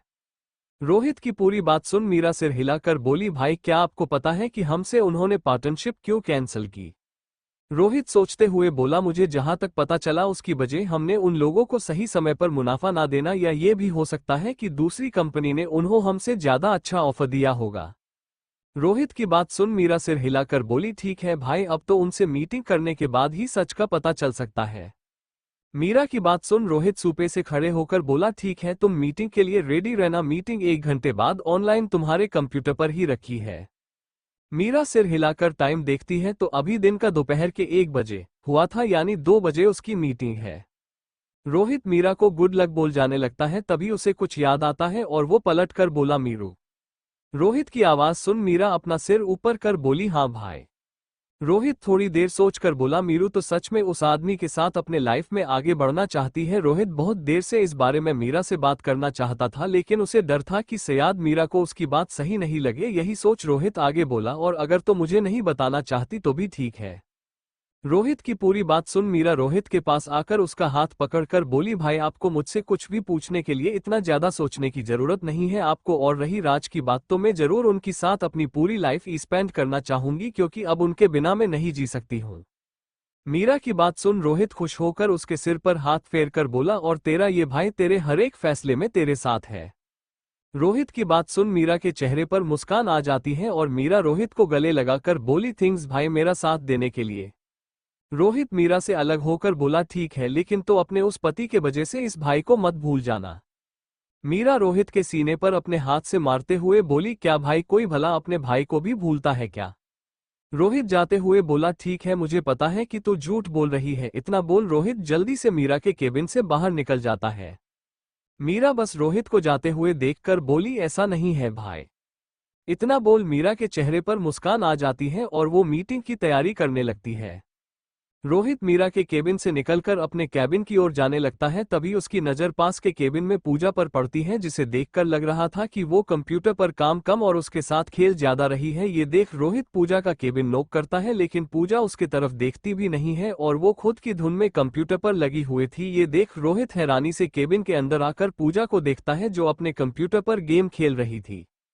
रोहित पूजा को देखकर बोला तो आपको गेम खेलना भी पसंद है? पूजा जिसका पूरा ध्यान गेम खेलने पर था उसके कानों में जैसे ही किसी की आवाज सुनाई देती है तो वो बिना रोहित की तरफ देखकर बोली समीर प्लीज मुझे गेम के बीच में मत टोका करो। रोहित पूजा की बात सुन बोला अच्छा सॉरी। पूजा सॉरी शब्द सुन हैरानी से पलटकर बोली क्या मैंने सही सुना, तुमने मुझसे सॉरी बोला? लेकिन अपने सामने समीर की जगह रोहित को देख पूजा बोली ओ तो आप हैं, तभी मैं कहो कि आखिर वो खड़ूस मुझे सॉरी कैसे बोल सकता है। पूजा रोहित को देखकर बोली आप कब आए मुझे पता ही नहीं चला और मैं बस टाइम पास के लिए गेम खेल रही थी। रोहित पूजा की बात सुन बोला ठीक है इसमें कुछ भी गलत नहीं किया है आपने, बल्कि मैं खुद भी फ्री टाइम में गेम खेलना पसंद करता हूँ। पूजा हैरानी से बोली तो क्या आपको भी यह गेम खेलना पसंद है? रोहित मुस्कुराते हुए बोला हाँ पसंद है लेकिन बच्चों वाले गेम खेलना नहीं। रोहित की बात सुन पूजा हंसते हुए बोली आप बात तो ऐसी कर रहे हैं जैसे कि इस गेम को पूरा खेल कर छोड़ चुके हो। रोहित हाँ में सिर हिलाकर बोला बिल्कुल मैंने इसे गेम के सारे राउंड पार किए हैं। पूजा हंसते हुए बोली सॉरी लेकिन मुझे आपके इस बात पर बिल्कुल भी विश्वास नहीं है क्योंकि मैं इस गेम को लगभग 5 साल से खेल रही हूँ और आज तक मैं खुद भी राउंड 3 से आगे का लेवल पार नहीं कर पाई हूँ, तो आप भला कैसे गेम के पूरे राउंड पार कर पाए होगे? इतना बोल पूजा अपना ध्यान रोहित से हटाकर कंप्यूटर में फिर से गेम खेलने लगती है। खुद को इस तरह इग्नोर होता देख रोहित के चेहरे के भाव एकदम से बदल जाते हैं और वो पूजा का हाथ पकड़कर पहले उसे कुर्सी से खड़ा कर देता है और खुद कुर्सी पर बैठ जाता है और फिर पूजा को अपने गोद में बैठा लेता है। पूजा हैरानी और शौक के मारे समझ ही नहीं पाती कि आखिर उसके साथ अभी क्या हुआ, और जब तक उसे कुछ समझ आता तब तक वो रोहित की गोद में बैठ चुकी थी। पूजा अपना सिर मोड़कर रोहित को देखकर जैसे ही कुछ बोलने को होती है तभी वो रोहित की आंखों में देखकर डर से कांप उठती हैं, क्योंकि रोहित इस समय किसी शैतान से कम नहीं लग रहा था। रोहित अपने एक हाथ से पूजा की कमर को पकड़ और दूसरे हाथ को कंप्यूटर के माउस को रखकर गेम खेलना चालू करता है। पूजा शांति से किसी छोटे बच्चे की तरह रोहित की गोद में बैठी कर रोहित को गेम खेलते हुए देखती है, और जैसे जैसे रोहित गेम में राउंड पार करते जा रहा था वैसे वैसे पूजा की आंखें शौक के मारे बड़ी होती जा रही थी, और वो कभी सामने कंप्यूटर पर देखती तो कभी मोड़कर रोहित का चेहरा। अब उसे पता चला कि किसी मर्द का कभी ईगो को नहीं छेड़ना चाहिए, नहीं तो उसकी जैसी हालत होने में ज्यादा समय नहीं लगता है। यही सोच पूजा अपने चेहरे पर मुस्कान लाकर रोहित से बोली, वो यार तुम तो इस गेम के चैंपियन निकले। रोहित के चेहरे के भाव में अभी भी ज्यादा परिवर्तन नहीं आता है और वो अभी भी गेम के लेवल पार करते जा रहा था। लास्ट लेवल पार करते ही रोहित आराम से कुर्सी पर पीछे टेक कर बैठ जाता है और पूजा थोड़ी देर तो शौक में ही रहती है, फिर एकदम से रोहित को देख बोली, आपने ऐसा कैसे किया। पूजा को शौक में देख रोहित के चेहरे पर मुस्कान आ जाती है और वो पूजा को अपने और पास आने का इशारा करता है। पूजा को लगता है कि रोहित उसे बताएगा कि उसने गेम के सारे लेवल कैसे पार किए, और यही सोच पूजा अपना चेहरा रोहित के चेहरे के पास ले जाती है, लेकिन अगले ही पल वो अपने इस फैसले पर पछताती है कि क्यों उसने इस शैतान की बात मानी। रोहित पूजा के चेहरे को अपने चेहरे के करीब लाता देखकर अपने हाथ की पकड़ पूजा की कमर पर टाइट कर उस अपने बॉडी से सटा लेता है और दूसरे हाथ को पूजा के सिर के पीछे से पकड़कर उसके नर्म होठों पर अपने होंठ रख किस थ्रोइंग किसेस चुंबन का चिन्ह करने लगता है। पूजा थोड़ी देर शौक से रहने के बाद उसे एहसास होता है कि उसके साथ क्या हो रहा है, और वो अपने दोनों हाथ रोहित के सीने पर रखकर उसे दूर करने लगती है। लेकिन काफी देर कोशिश करने के बाद भी जब रोहित उसे नहीं छोड़ता है तो पूजा के आंखों से आंसू निकलने लगते हैं। रोहित जो पूजा को किस करने में इतना डूबा चुका था कि उसे ये भी नहीं पता था पूजा रो रही है, तभी पूजा के आंखें के आंसू रोहित के होठों से होकर रोहित के मुंह में जाने लगते हैं। और रोहित को जिसे ही यह एहसास होता है तो वो पूजा को छोड़ देता है और उसके चेहरे को देखकर हैरान हो जाता है, क्योंकि पूजा का पूरा चेहरा रोकर आंसू से गीला हो चुका था और वो अभी भी रोते हुए लंबी लंबी सांसें ले रही थी। रोहित को समझ में नहीं आ रहा था कि वो उसे कैसे शांत कराए। यही सोच रोहित अपना एक हाथ पूजा के चेहरे के पास ले जाने लगता है, पर पूजा रोहित के हाथ को जोर से खुद के चेहरे से दूर कर उसके सीने में लगातार मुक्के मारते हुए रोहित से बोलती है कि आप बहुत बुरे हैं। पूजा के नर्म हाथों से रोहित के सीने पर ज्यादा असर तो नहीं पड़ता है, पर पूजा को इस तरह खुद को मारते देख वो उसे बहुत क्यूट लगती है, जिसे वजह से रोहित को जोर से हंसी आने लगती है और ये देख पूजा और गुस्से से रोहित को मारने लगती है। रोहित पूजा का हाथ पकड़कर बोला, अच्छा बाबा सॉरी, अब मैं ऐसा नहीं करूंगा, और उसके आंसू साफ करने लगता है। पूजा अभी भी बोले जा रही थी कि आप बहुत बुरे हैं, पर रोहित उसे शांत करा के गले लगा लेता है और उसके सिर पर हाथ फेरने लगता है, और थोड़ी देर बाद पूजा रोहित के गोद में ही सो जाती है। और ये देख रोहित पूजा को अपने गोद में लेकर उसे अपने केबिन में ले जाकर सूपे पर आराम से लेटा देता है और उसके माथे पर किस कर बोला, तुम बहुत प्यारी हो। दूसरी तरफ मीरा अपने केबिन में कुर्सी पर बैठ हुए थी और वो कंप्यूटर पर ही मीटिंग कर रही थी और उसके कानों में ब्लूटूथ लगी थी, जिसे वो अपने सामने कंप्यूटर की स्क्रीन पर लोगों के साथ मीटिंग कर रही थी। और उसे मीटिंग में 4 बूढ़े व्यक्ति और एक 25 से 30 साल का लड़का भी मीटिंग में जोड़ा हुआ था। मीरा सभी को हेलो बोलकर पहले अपने बारे में बताती है, जिसे सुन सारे बूढ़े आदमी खुश होकर मीरा को सीईओ बनने पर बधाई देते हैं। लेकिन वो लड़का अपना सिर उठाकर मीरा की तरफ देखता भी नहीं है, वो बस अपने फोन में लगा हुआ था। मीरा सभी को थैंक्स बोलकर मीटिंग स्टार्ट कर बोली, मैं जानती हूँ कि आप सब मेरे दादाजी के अच्छे दोस्त हैं और अपने उनका हमेशा साथ दिया, पर दादाजी की तबीयत खराब होने और कंपनी में कोई सीईओ ना होने के वजह से आपको लगातार नुकसान हो रहा था और शायद इसलिए आपको हमारी कंपनी के साथ पार्टनरशिप कैंसिल करनी पड़ी होगी। मीरा की बात करने का तरीका सभी को सही लगता है। मीरा आगे बोली, तो अब जब मैंने इस कंपनी की सीईओ हूं तो मुझे आप सबके साथ की बहुत जरूरत पड़ेगी। इतना बोल मीरा गहरी सांस लेकर आगे बोली, और मैं चाहती हूं कि आप मुझ पर और मेरी कंपनी पर एक बार और विश्वास कर हमारी कंपनी के साथ जोड़ जाए। मीरा की बात सभी को सही लगती है, सभी सिर हिलाकर उस लड़के की तरफ देखने लगते हैं। सभी को उस लड़के की तरफ देखता देख मीरा कंफ्यूज होकर सोचने लगती है कि आखिर वो लड़का कौन है और सभी लोग उसको इतना भाव क्यों दे रहे हैं। सभी की नज़र अपने ऊपर महसूस होते ही वो लड़का अपना सिर ऊपर उठाकर मीरा को देखते हुए बोला, हेलो एम्स ठाकुर। अपना नाम सुन मीरा उस लड़के की तरह देखने लगती है। मीरा को देखते हुए वो लड़का बोला, पहले क्या था मुझे इस बात से कोई फर्क नहीं पड़ता है, लेकिन अगर आप हमसे हेल्प की उम्मीद रखना चाहती है तो आपको हमें कोई ऐसा ऑफर देना होगा जिससे कि मैं आपकी कंपनी में इन्वेस्ट करूं। उस लड़के की बात सुन सभी हैरानी से एक दूसरे की तरफ देखने लगते हैं। मीरा को भी समझ नहीं आता अब वो क्या करे। एक आदमी उस लड़के को देख बोला, मिस्टर सिंह आप। वो आदमी आगे कुछ बोलने को होता है तो वो लड़का उसे भी हाथ दिखाकर शांत रहने का इशारा करता है और मीरा को देखकर बोला, और अगर आपने मुझे सही ऑफर दिया तो मैं ऐसी समय आपकी कंपनी में 500 करोड़ इन्वेस्ट करने के लिए तैयार हो और बाकी सब लोग अलग से करेंगे। मीरा कुछ देर सोचकर बोली, ठीक है मिस्टर सिंह, तो मैं आपको आपके इन्वेस्ट करे हुए पैसे का 1 साल में डबल करके दे सकती हूँ। मीरा की बात सुन सभी को शौक लगता है और सभी हैरानी से एक दूसरे की तरफ देखने लगते हैं क्योंकि ऐसा करना नामुमकिन है। हाँ, मीरा के जागा ये बात उसके दादाजी ने कही होती तो शायद सभी को इतनी हैरानी नहीं होती, लेकिन मीरा अभी अभी सीईओ बनी है, उसे इस फील्ड की शायद ही नॉलेज हो। मीरा की बात सुन उस लड़के के चेहरे पर मुस्कान आ जाती है और वो सिर हिलाकर बोला, ठीक है, लेकिन अगर आप ऐसा नहीं कर पाए तो आपके सारे शेयर मेरे होंगे। उस लड़के की बात सुन सभी फिर से हैरान हो जाते हैं। अब उन्हें समझ नहीं आ रहा था कि वे लोग यहाँ मीटिंग कर रहे हैं या शौक पर शौक ले रहे हैं। मीरा भी सिर हिला देती है। वो लड़का अपनी कुर्सी से खड़ा होकर बोला, ठीक है, तो मैं आपको कॉन्ट्रैक्ट की कॉपी भेज दूंगा, और वो मीटिंग से डिस्कनेक्ट हो जाता है। वे 4 बूढ़े आदमी मीरा को देखते हुए बोले, बेटी क्या तुमने यह फैसला सोच समझ कर लिया है? मीरा सिर हिलाकर बोली, हाँ, यह फैसला मैंने सोच समझ कर लिया है। सभी लोग भी अपने अपने पैसे मीरा की कंपनी में इन्वेस्ट करके मीरा को गुड लक बोल मीटिंग खत्म कर देते हैं। मीटिंग खत्म होने के बाद मीरा कंप्यूटर को बंद कर कुर्सी पर पीछे टेक कर आराम से लेट जाती है और अपनी आंखें बंद कर सोचने लगती हैं क्या उसने सही किया। तभी कोई पीछे से आकर अपने दोनों हाथों से मीरा का सिर दबाने लगता है। मीरा एकदम से आंखें खुलकर जैसे ही अपना सिर मोड़ने को होती है तभी राज मीरा का सिर फिर से सीधा कर बोला, आप हिलो नहीं।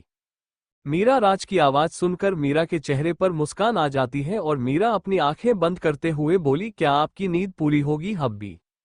राज मीरा के सिर की मसाज करते हुए बोला, हाँ होगी, और अब मैं वापस अपने काम पर जा रहा हूँ। मीरा राज की बात सुन अपनी आंखें खुलकर बोली, लेकिन आपको अब वहां काम करने की जरूरत नहीं है, आप बस मेरे पास ही रहो और कुछ नहीं भी करोगे तब भी ठीक है, आप बस मेरे साथ रहे। मीरा की बात सुन राज सोचते हुए बोला, क्या आप मेरी एक बात मानूंगी?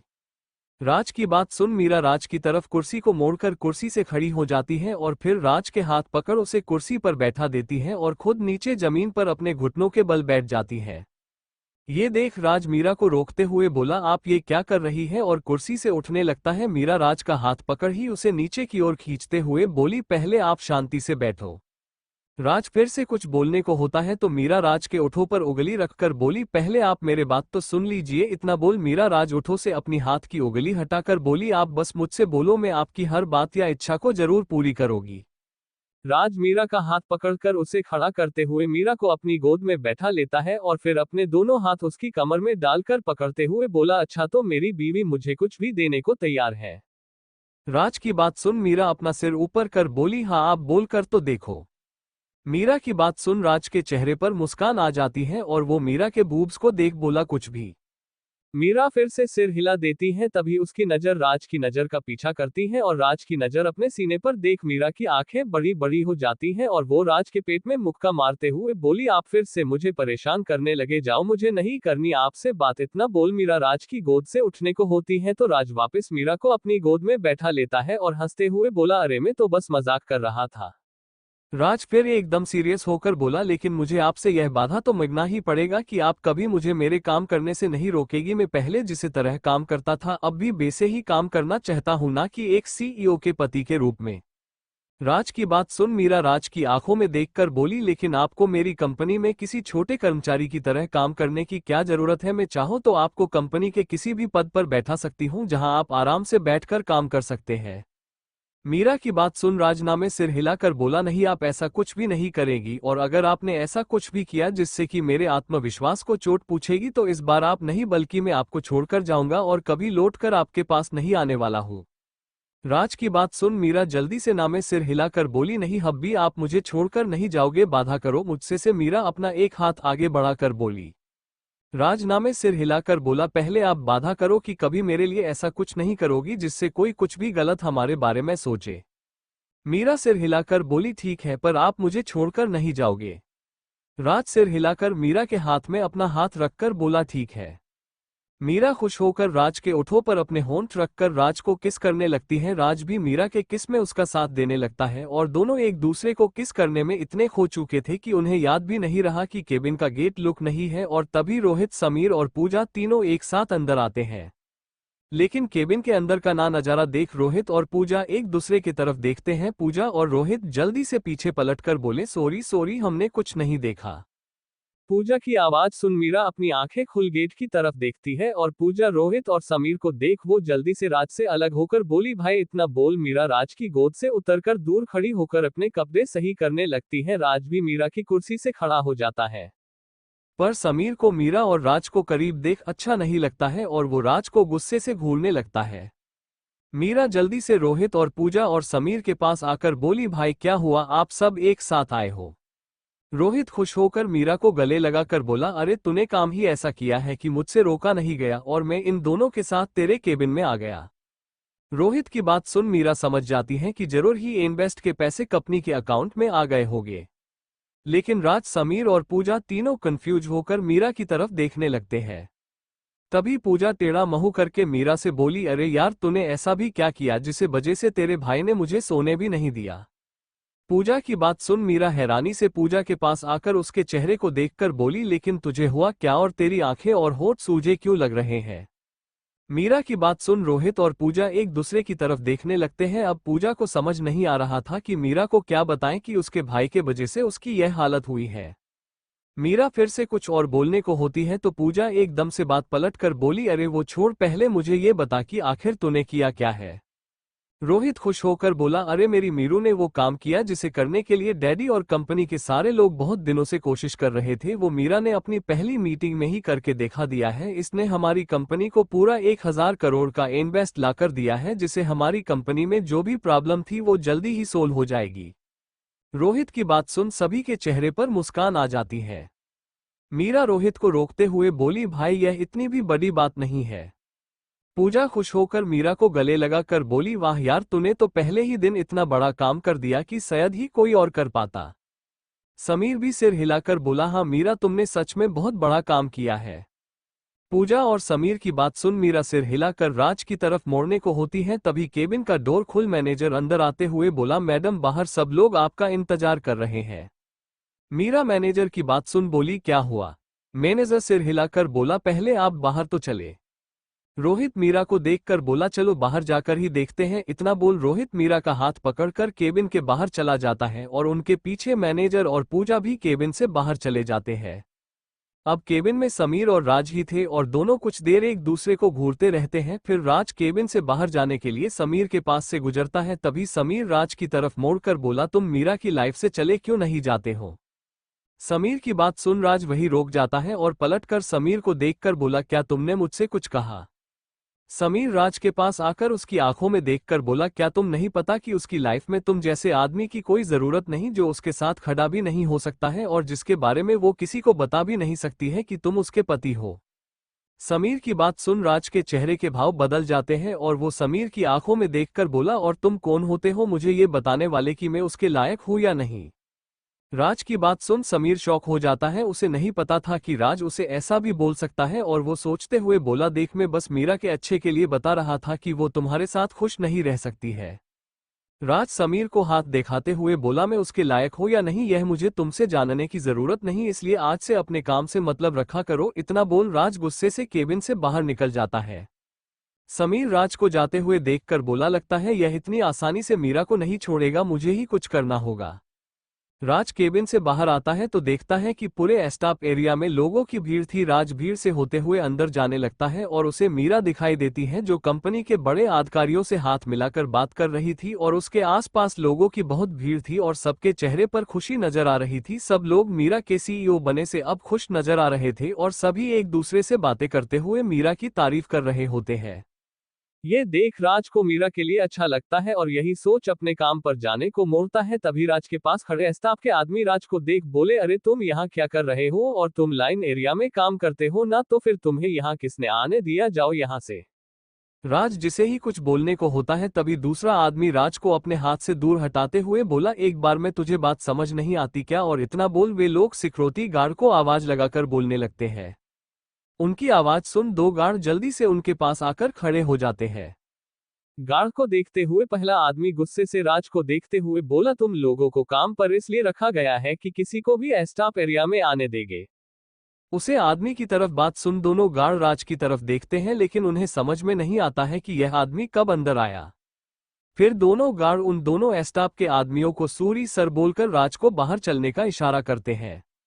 राज एक नजर मीरा को देखता है जो अभी भी किसी से बात करने में बिजी थी, फिर मोड़कर उन दोनों गार्ड के साथ स्टाफ एरिया से बाहर निकल जाता है।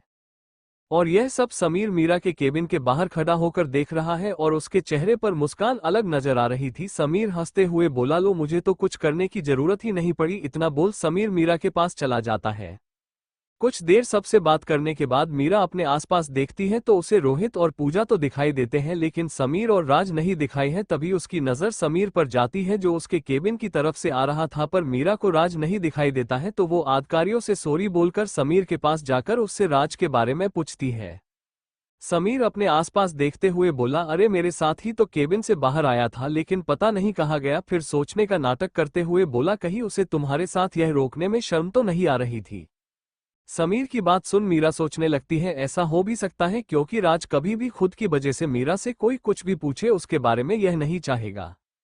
मीरा को सोचता देख राज के चेहरे पर टेढ़ी मुस्कान आ जाती है। मीरा को सोचते हुए देखकर समीर को लगता है कि मीरा को राज की यह बात पसंद नहीं आई होगी कि राज इस तरह बिना उसे बताए चला गया, वो भी इसलिए क्योंकि सब लोग मीरा की तारीफ कर रहे थे और उसे मीरा की तारीफ और आगे बढ़ता देख अच्छा नहीं लग रहा था कि उसकी बीवी कंपनी की सीईओ है और वो बस एक छोटा सा कर्मचारी जिसे कोई नहीं जानता है। समीर यह सोचकर खुश हो रहा था। तभी मीरा समीर को देखते हुए बोली, समीर मुझे नहीं पता कि तुम्हें राज से क्या प्रॉब्लम है और तुम क्यों उसके बारे में इस तरह की बात कर रहे हो, लेकिन तुम्हें ये पता होना चाहिए कि वो मेरा पति है और मैं यह अच्छे तरह से जानती हूँ कि उन्हें मेरे सीईओ बनने से कभी भी प्रॉब्लम नहीं हो सकती है, बल्कि वो तो मेरे लिए खुद के बारे में कभी नहीं सोचते हैं। मीरा की बात सुन समीर शौक रह जाता है। उसने मीरा का ये रूप पहली बार देखा था। तभी वहां रोहित आ जाता है और मीरा को देख बोला, क्या हुआ मीरू तुम्हें।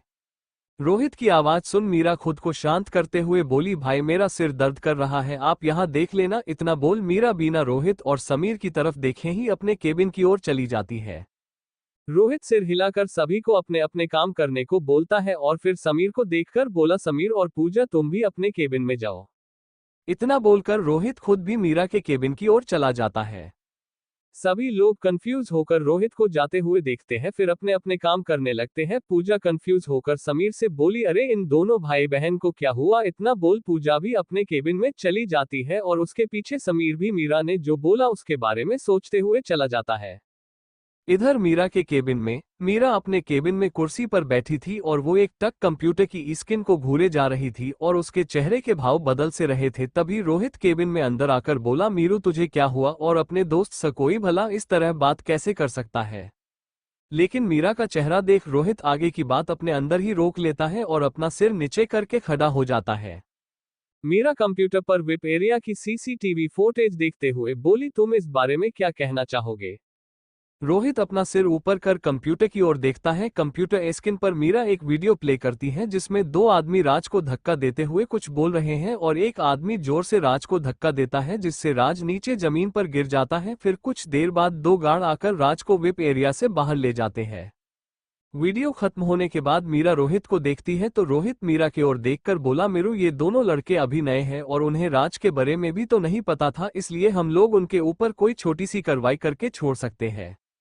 रोहित की बात सुन मीरा नामे सिर हिलाकर बोली, नहीं भाई मैं इन लोगों से अपने तरह से निपटूंगी ताकि आगे से कोई भी मेरे पति राज के साथ ऐसा ना कर सके और आपको बस एक काम करना है।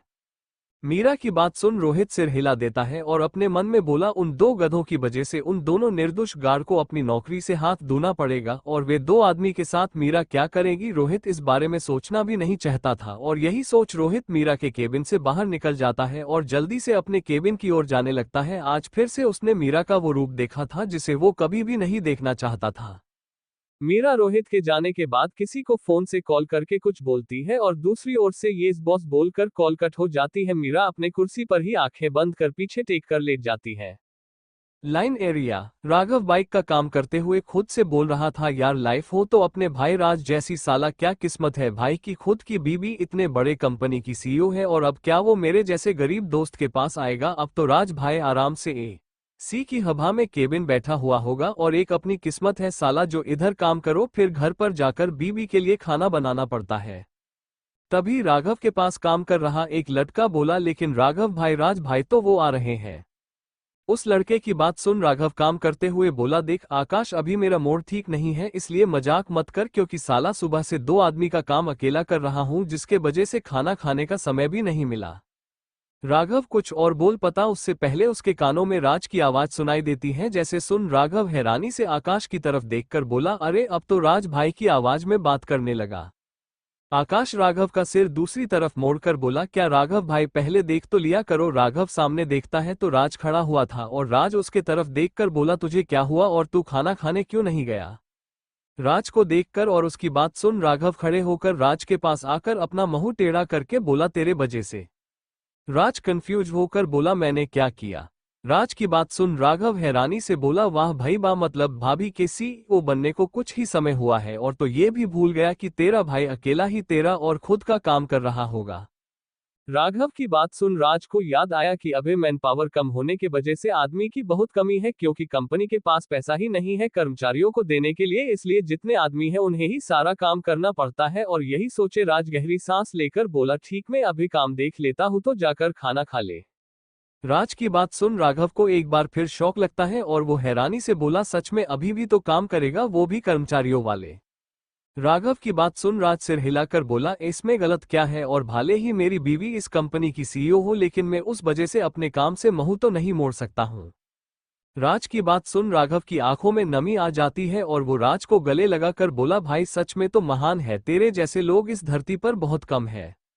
राज राघव की पीठ थपथपाते हुए बोला, बहुत हुआ तेरी नौटंकी, अब जाकर कुछ खा ले। राघव सिर हिलाकर चला जाता है और राज काम करने लगता है। शाम को कंपनी में से निकलकर रोहित, पूजा, समीर और मीरा कार के पास जाते हैं। तभी मीरा रोहित को देखते हुए बोली, भाई आप तीनों घर पर जाओ, मुझे एक मीटिंग के लिए जाना है। मीरा की बात सुन रोहित सोचने लगता है कि उसे अच्छी तरह से पता कि मीटिंग तो बहाना है, मीरा को कुछ बड़ा कांड करना है। रोहित को सोचता देखकर मीरा फिर से बोली, भाई आप जाओ, मैं बाद में दूसरी गाड़ी से घर आ जाऊंगी। पूजा और समीर जो कार के अंदर बैठ चुके थे उन्हें मीरा ना जाने क्यों बदली बदली सी लग रही थी, वरना मीरा कभी उनके साथ ऐसा व्यवहार नहीं करती। तभी मीरा पूजा और समीर के देखकर बोली, सूरी लेकिन सच में मुझे कुछ जरूरी काम है। इतना बोल मीरा दूसरी कार से पार्किंग एरिया से चली जाती है। एक पुरानी सी बिल्डिंग के बड़े से हॉल में दो आदमी जमीन पर पड़े हुए थे और उनके हाथ रस्सी और आंखों में ब्लैक पट्टी बंधे हुई थी। उनके आसपास ब्लैक कपड़े पहने कई सारे फीमेल बॉडीगार्ड खड़ी हुई थी। तभी एक लड़की ब्लैक कपड़े पहने हुए हॉल में आती है और उसे देख सभी लेडी बॉडीगार्ड उन दो आदमियों से दूर खड़ी हो जाती है। वो लड़की उन दो आदमी के पास आकर खड़ी हो जाती है। वे दो आदमी अपने पास किसी के पैरों की सैंडल की आवाज सुनकर जोर से अपना सिर हिलाने लगते हैं। ये देख वो लड़की लेडी बॉडीगार्ड की तरफ देखकर उन दोनों आदमी के आंखों और मुंह से पट्टी हटाने का इशारा करती है और खुद जाकर सामने रखी कुर्सी पर बैठ जाती है। उस लड़की का इशारा समझ दो लेडी बॉडीगार्ड आगे आकर उन दोनों के पट्टी खुलकर वापस पीछे जाकर खड़ी हो जाती है।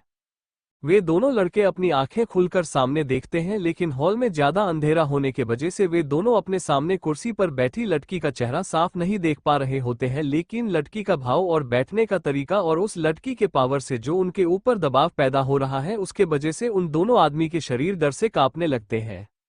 एक लड़का अपने दोनों हाथ जोड़कर बोला, आप कौन हैं और हमें इस तरह क्यों लाया गया है, प्लीज हमें छोड़ दो। दूसरा लड़का भी सिर हिलाकर बोला, प्लीज हमने कुछ नहीं किया है, हमें जाने दो, और दोनों सिर जमीन पर रखकर बैठ जाते हैं। तभी वो लड़की बहुत धीरे लेकिन कड़क आवाज में बोली, तुम लोगों ने उस पर हाथ उठाया है और उससे बदतमीजी से बात की है, जिससे मैंने खुद आज तक ऊंची आवाज में बात नहीं की है। उस लड़की की बात सुन दोनों लड़के कंफ्यूज होकर एक दूसरे को देखकर बोले, लेकिन हमने किसी के साथ कुछ नहीं किया है। दोनों लड़कों की बात सुन उस लड़की के चेहरे पर टेढ़ी मुस्कान आ जाती है और वो दोनों लड़कों को घूर कर देखती हुए बोली, सच में तुम्हें नहीं पता? दोनों लड़के जल्दी से हाँ में सिर हिला देते हैं। ये देख उस लड़की के आंखें गुस्से से लाल होने लगती हैं और वो एकदम से अपनी कुर्सी से खड़ी हो जाती है और धीरे धीरे उन दोनों के पास आकर रोकती है। तभी चांद की रोशनी खिड़की से होकर उस लड़की के चेहरे पर पड़ती है और लड़की का चेहरा साफ दिखने लगता है, जिसे देख उन दोनों लड़कों के मुंह से एक ही शब्द निकलता है, सीओ मैडम आप। उन दोनों के चेहरे पर शौक के भाव देखकर मीरा के चेहरे पर मुस्कान आ जाती है और वो हंसते हुए बोली, अच्छा तो तुम दोनों ने मुझे पहचान लिया है, तो फिर तुम्हें याद आया होगा कि तुम दोनों ने आज किया किया था। लेकिन अभी भी दोनों के चेहरे पर कंफ्यूजन साफ नजर आ रही थी, जिसे देख मीरा दोनों को गुस्से से घूरती हुए बोली, कोई बात नहीं, मैं याद दिलाती हूँ कि तुमने क्या किया है। इतना बोल मीरा अपना एक हाथ ऊपर उठा लेती है। तभी एक लेडी बॉडीगार्ड आगे आकर मीरा के हाथ में बेल्ट दे देती है। ये देख दोनों लड़के डर से मीरा के पैरों को पकड़कर रोते हुए बोले, सीईओ मैडम हमने कुछ नहीं किया, प्लीज हमें जाने दो। अभी भी दोनों को अपनी गलती ना मानता देख मीरा गुस्से से बेल्ट के लोहे छुर को छोड़कर दूसरे छुर से तरफ से पकड़ लेती है और फिर बेल्ट दोनों की पीठ पर एक एक कर मारने लगती है। पूरे हॉल में दोनों की चीख और रोने की आवाज आने लगती है, जिसे सुन आसपास खड़ी लेडी बॉडीगार्ड को भी मीरा से डर लगने लगता है। मीरा दोनों को बेल्ट से मारते हुए बोल रही थी, सालों तुम लोगों की हिम्मत कैसे हुए मेरे पति पर हाथ उठाने की और उनके साथ बदतमीजी करने की। दोनों लड़के रोते हुए बार बार मीरा को सॉरी बोल रहे थे। थोड़ी देर बाद दोनों के शरीर में हर जगह से खून आने लगता है और दोनों आधी बेहोशी की हालत में आ गए थे, लेकिन मीरा अभी भी रोकने का नाम भी नहीं ले रही थी। तभी एक लेडी बॉडीगार्ड दूसरी के कानों में बोली, यार रीना बॉस तो अपने पति को लेकर कितनी पॉजिटिव है कि किसी ने उनके पति को थोड़ी भी चोट पुछाई तो वे उसका बुरा हाल कर देती है। दूसरी लेडी बॉडीगार्ड अपने होठों पर उंगली रख पहली वाली बॉडीगार्ड को शांत रहने को बोलती है और खुद हिम्मत कर मीरा से बोलती है, बॉस वो लोग मार जाएंगे। लेकिन मीरा पर कोई असर नहीं पड़ता देख उसे अब टेंशन होने लगती है। तभी हॉल का गेट खुल रोहित अंदर आता है। ये देख वो बॉडीगार्ड रोहित के पास जाकर उसे मीरा को रोकने को बोलती है। रोहित उस लेडी बॉडीगार्ड की बात सुन जल्दी से मीरा के पास जाकर उसका हाथ पकड़कर बोला, क्या कर रही मीरू तू, वे लोग मर जाएंगे। रोहित की बात सुन मीरा गुस्से से रोहित की तरफ देखकर बोली, मेरा हाथ छोड़ो भाई। रोहित नामे सिर हिलाकर बोला, मीरा तुझे पता भी नहीं कि तो क्या करने जा रही है और गलती से इन दोनों को कुछ हुआ तो तू अपने राज से 2 साल नहीं बल्कि सदा के लिए दूर हो सकती है, फिर सोच उसका क्या होगा। रोहित की पूरी बात सुन मीरा शांत होकर बेल्ट अपने हाथों से छोड़कर वापस अपनी कुर्सी पर बैठकर बोली, ले जाओ इन दोनों को मेरी आंखों के सामने से। मीरा की बात सुन दो लेडी बॉडीगार्ड उन दोनों को उठाकर अपने कंधों पर रखकर उन्हें अंदर रूम में ले जाती है। रोहित मीरा की हालत देखकर बोला, घर चल, बहुत देर होगी है और तेरा प्यारा पति भी तो तेरा इंतजार कर रहा होगा। और यह बात रोहित ने मजाक में कही थी, जिसे सुन मीरा के चेहरे पर भी मुस्कान आ जाती है और वो कुर्सी से खड़ी होकर एक लेडी बॉडीगार्ड से बोली, इन दोनों को कुछ दिन यही रखना, फिर अच्छे से समझा कर छोड़ देना। इतना बोल मीरा रोहित के साथ बिल्डिंग से बाहर चली जाती है। रोहित कार ड्राइव कर रहा था और मीरा उसके पास वाली सीट पर आंखें बंद कर बैठी हुई थी। तभी मीरा की फोन की रिंगटोन की आवाज आती है, जिसे सुन मीरा अपनी आंखें खुलकर अपने पैंट की पॉकेट से फोन निकालकर फोन की स्क्रीन पर आ रहे नाम को पढ़ती है, जिस पर लिखा हुआ था, माय डियर हस्बैंड। मीरा के पास बैठे होने से रोहित भी मीरा के फोन पर आ रहे कॉल को देख लेता है, जिसे देख उसके चेहरे पर मुस्कान आ जाती है और वो गाड़ी चलाते हुए ही गाना गाने लगता है, याद तेरी आएगी मुझको बड़ा सताएगी। रोहित फिर एक हाथ अपने दिल पर रखकर आगे गाता है, मेरी जान लेकर जाएगी, याद तेरी आएगी मुझको बड़ा सताएगी। मीरा रोहित की तरफ देखकर बोली, भाई आपका हो गया हो तो क्या मैं कॉल रिसीव कर सकती हूँ। मीरा की बात सुन रोहित उदास होकर बोला, ठीक है रिसीव कर ले, और मैं तो बस किसी की याद में गाना गा रहा था।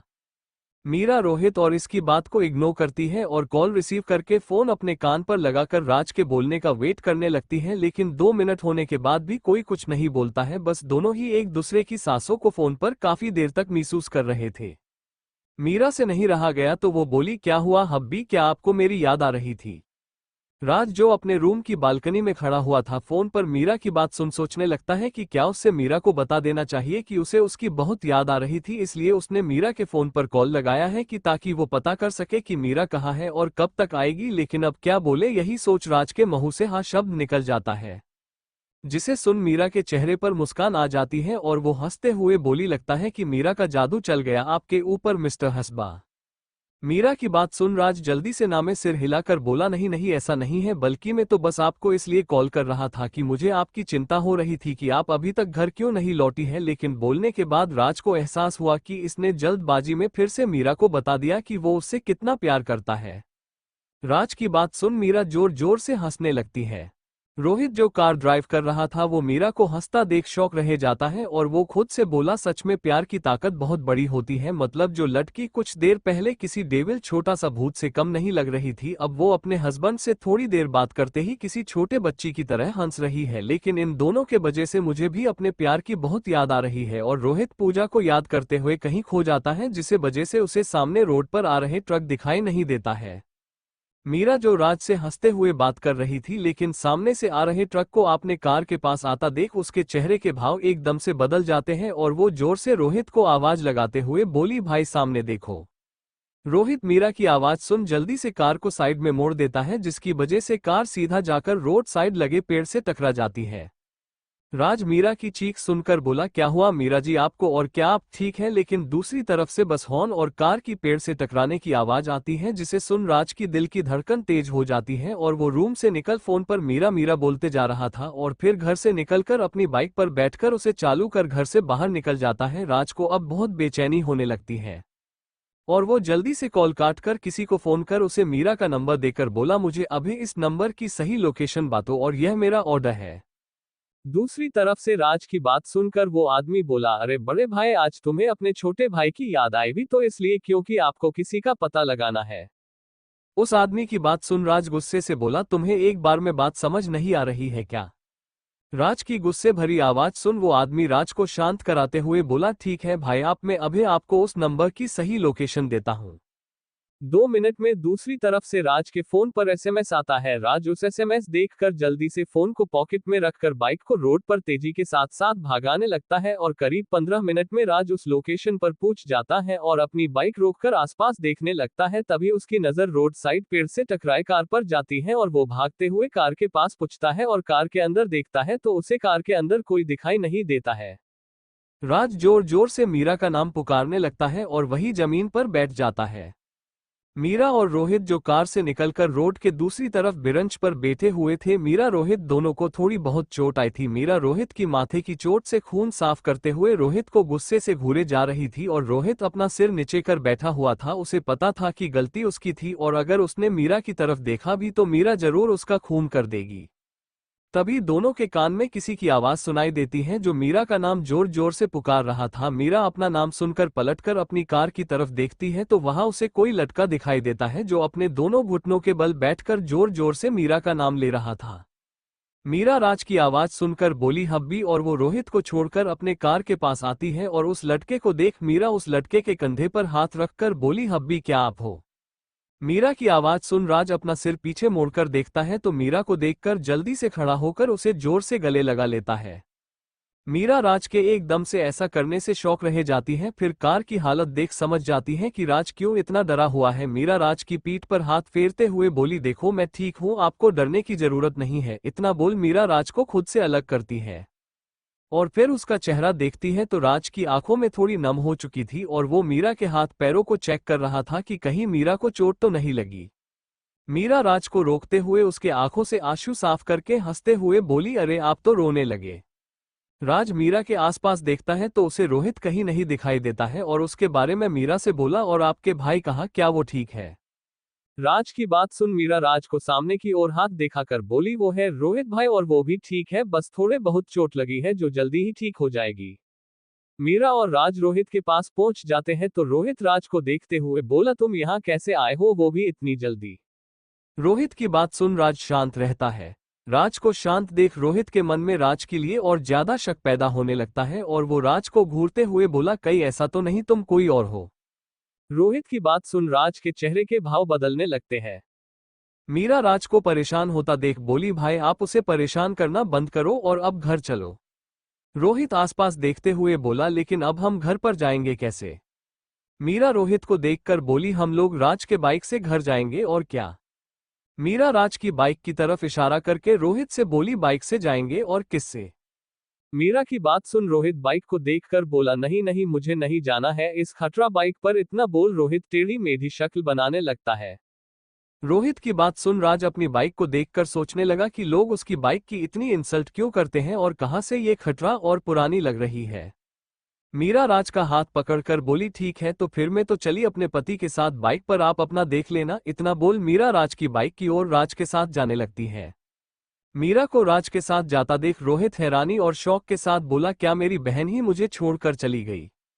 मीरा पलटकर रोहित की तरफ दिखती भी नहीं है, लेकिन राज बार बार पलटकर रोहित को देख रहा था और फिर वो मीरा से बोला, क्या सच में आप अपने भाई को छोड़कर चली जाएंगी? राज की बात सुन मीरा के चेहरे पर मुस्कान आ जाती है और वो राज से बोली, मैं उन्हें बचपन से जानती हूँ। जब से मेरे माँ बाप इस दुनिया से गए हैं तब से लेकर आज तक उन्होंने मेरी हर बात मानी है और कभी मुझे अकेला फेल नहीं होने दिया, इसलिए मैं जानती हूँ कि वो भागते हुए मेरे पास आएंगे। मीरा की बात सुन राज पलटकर रोहित को देखता है जो अभी भी उन्हें घूरे जा रहा था। राज फिर से मीरा से बोला, लेकिन वो अभी भी वही खड़े हुए हैं। राज की बात सुन मीरा हंसते हुए बोली, तो फिर देखो आप अपनी बीवी का कमाल। राज कंफ्यूज होकर मीरा को देखने लगता है। मीरा बिना पीछे पलटकर राज से बोली, भाई अभी क्या कर रहे हैं? मीरा की बात सुन राज पलटकर रोहित को देखकर बोला, वो अभी भी गुस्से से हमारी ओर देख रहे हैं। राज की बात सुन मीरा बोली, अब मैं जो बोलूंगी भाई वैसा ही करेंगे, देखो। पहले वो अपने दोनों हाथों से अपने सिर के बाल पकड़ लेंगे। मीरा की बात सुन राज रोहित को देखता है तो रोहित सच में वैसा ही करता है। राज हैरानी से मीरा को देखकर बोला, सच में मीरा जी भाई वैसा ही कर रहे हैं।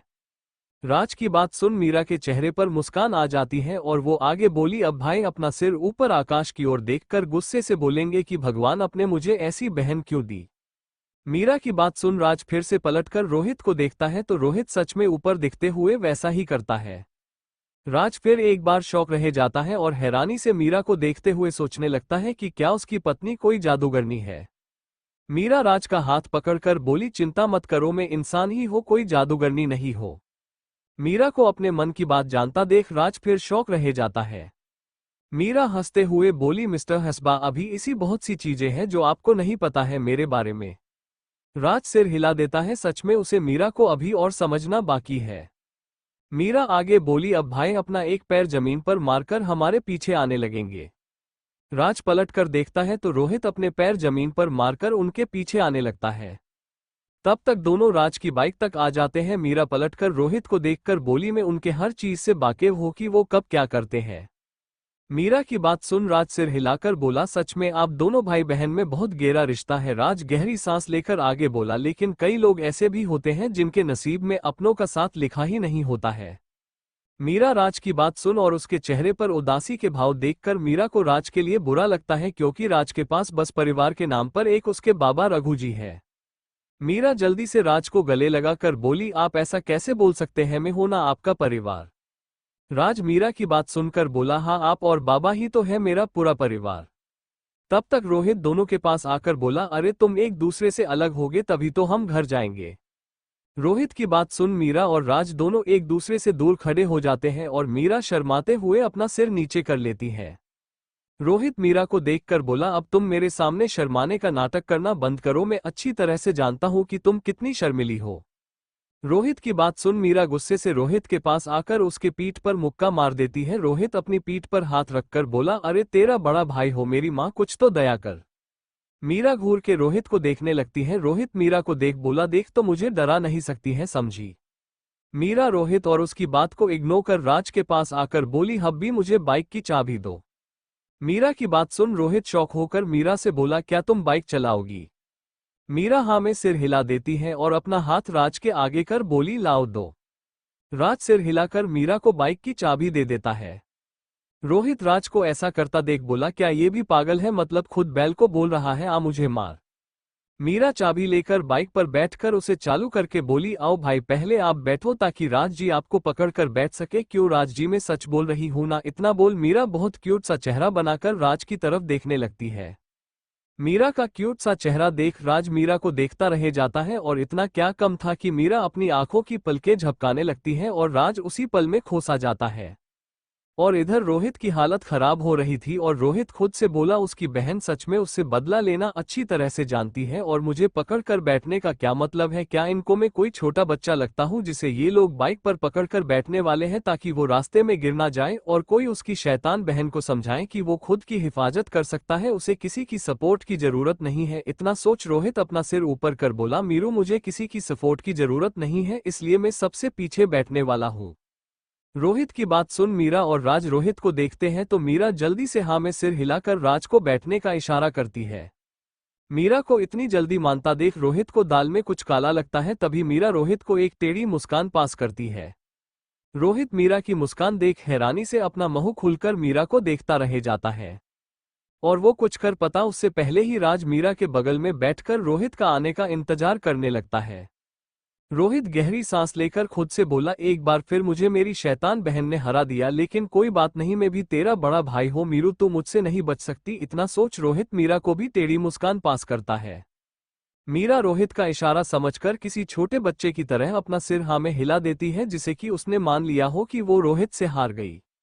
रोहित ये देख खुश होकर बाइक पर लास्ट में बैठ जाता है और मीरा बाइक को चालू करके तेजी के साथ बाइक को रोड पर आगे बढ़ा देती है। मीरा बाइक को इतनी तेज भगाती है कि 30 मिनट का रास्ता 15 मिनट में पूरा करके बाइक सीधा घर के अंदर लाकर रोकती है। लेकिन वो भूल गई थी कि बाइक पर पीछे 2 आदमी और बैठे थे जिनकी हालत खराब हो चुकी थी। मीरा बाइक से उतरकर बोली, लो अब भी अपनी बाइक की चाबी, यह इतनी भी बुरी बाइक नहीं है बल्कि नई बाइक को फेल कर सकती है, इतनी अच्छी है। राज मीरा के हाथ से बाइक की चाबी ले लेता है।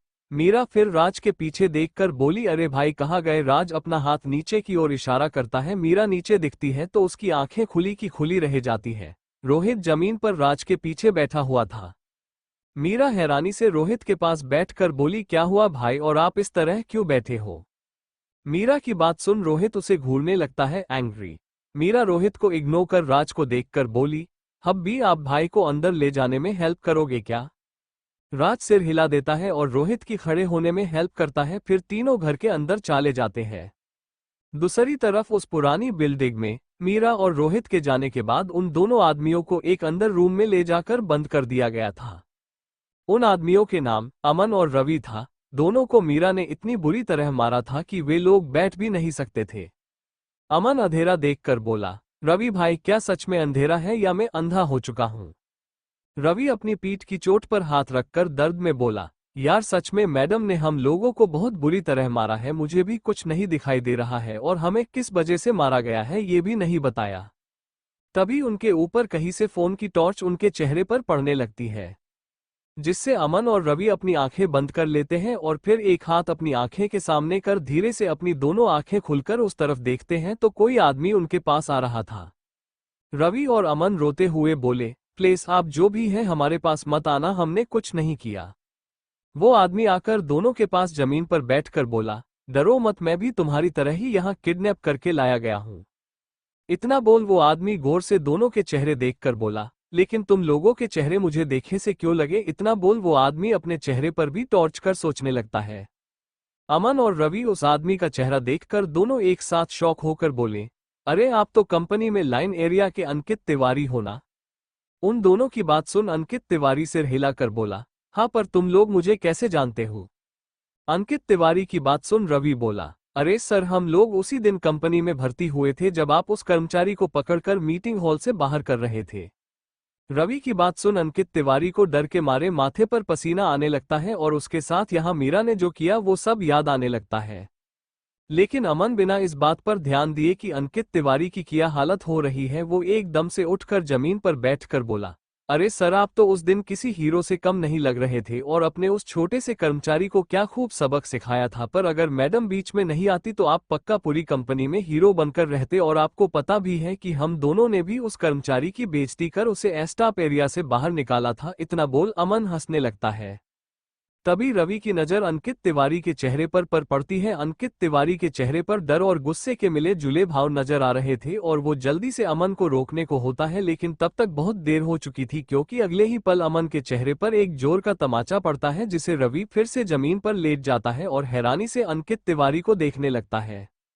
अंकित तिवारी गुस्से से बोला, पागल आदमियों, मैडम के हाथों इतनी मार खाने के बाद भी तुम्हें पता नहीं चला कि जिसे तुमने इतनी बेइज्जती की और धक्का देकर विप एरिया से बाहर निकाल था वो मैडम के बहुत करीब है।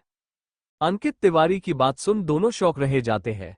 अंकित तिवारी आगे बोला, और मुझे भी उसी बात की सजा आज तक मिल रही है। मैंने भी तो उस कर्मचारी के साथ कितना बुरा व्यवहार किया था, लेकिन उस समय मैडम ने मुझे ज्यादा कुछ नहीं कहा, लेकिन जब मैं कंपनी से घर जा रहा था उसी समय किसी ने मेरे सिर पर काला कपड़ा डालकर गाड़ी में बैठा कर यह इस बिल्डिंग में लेकर आए थे।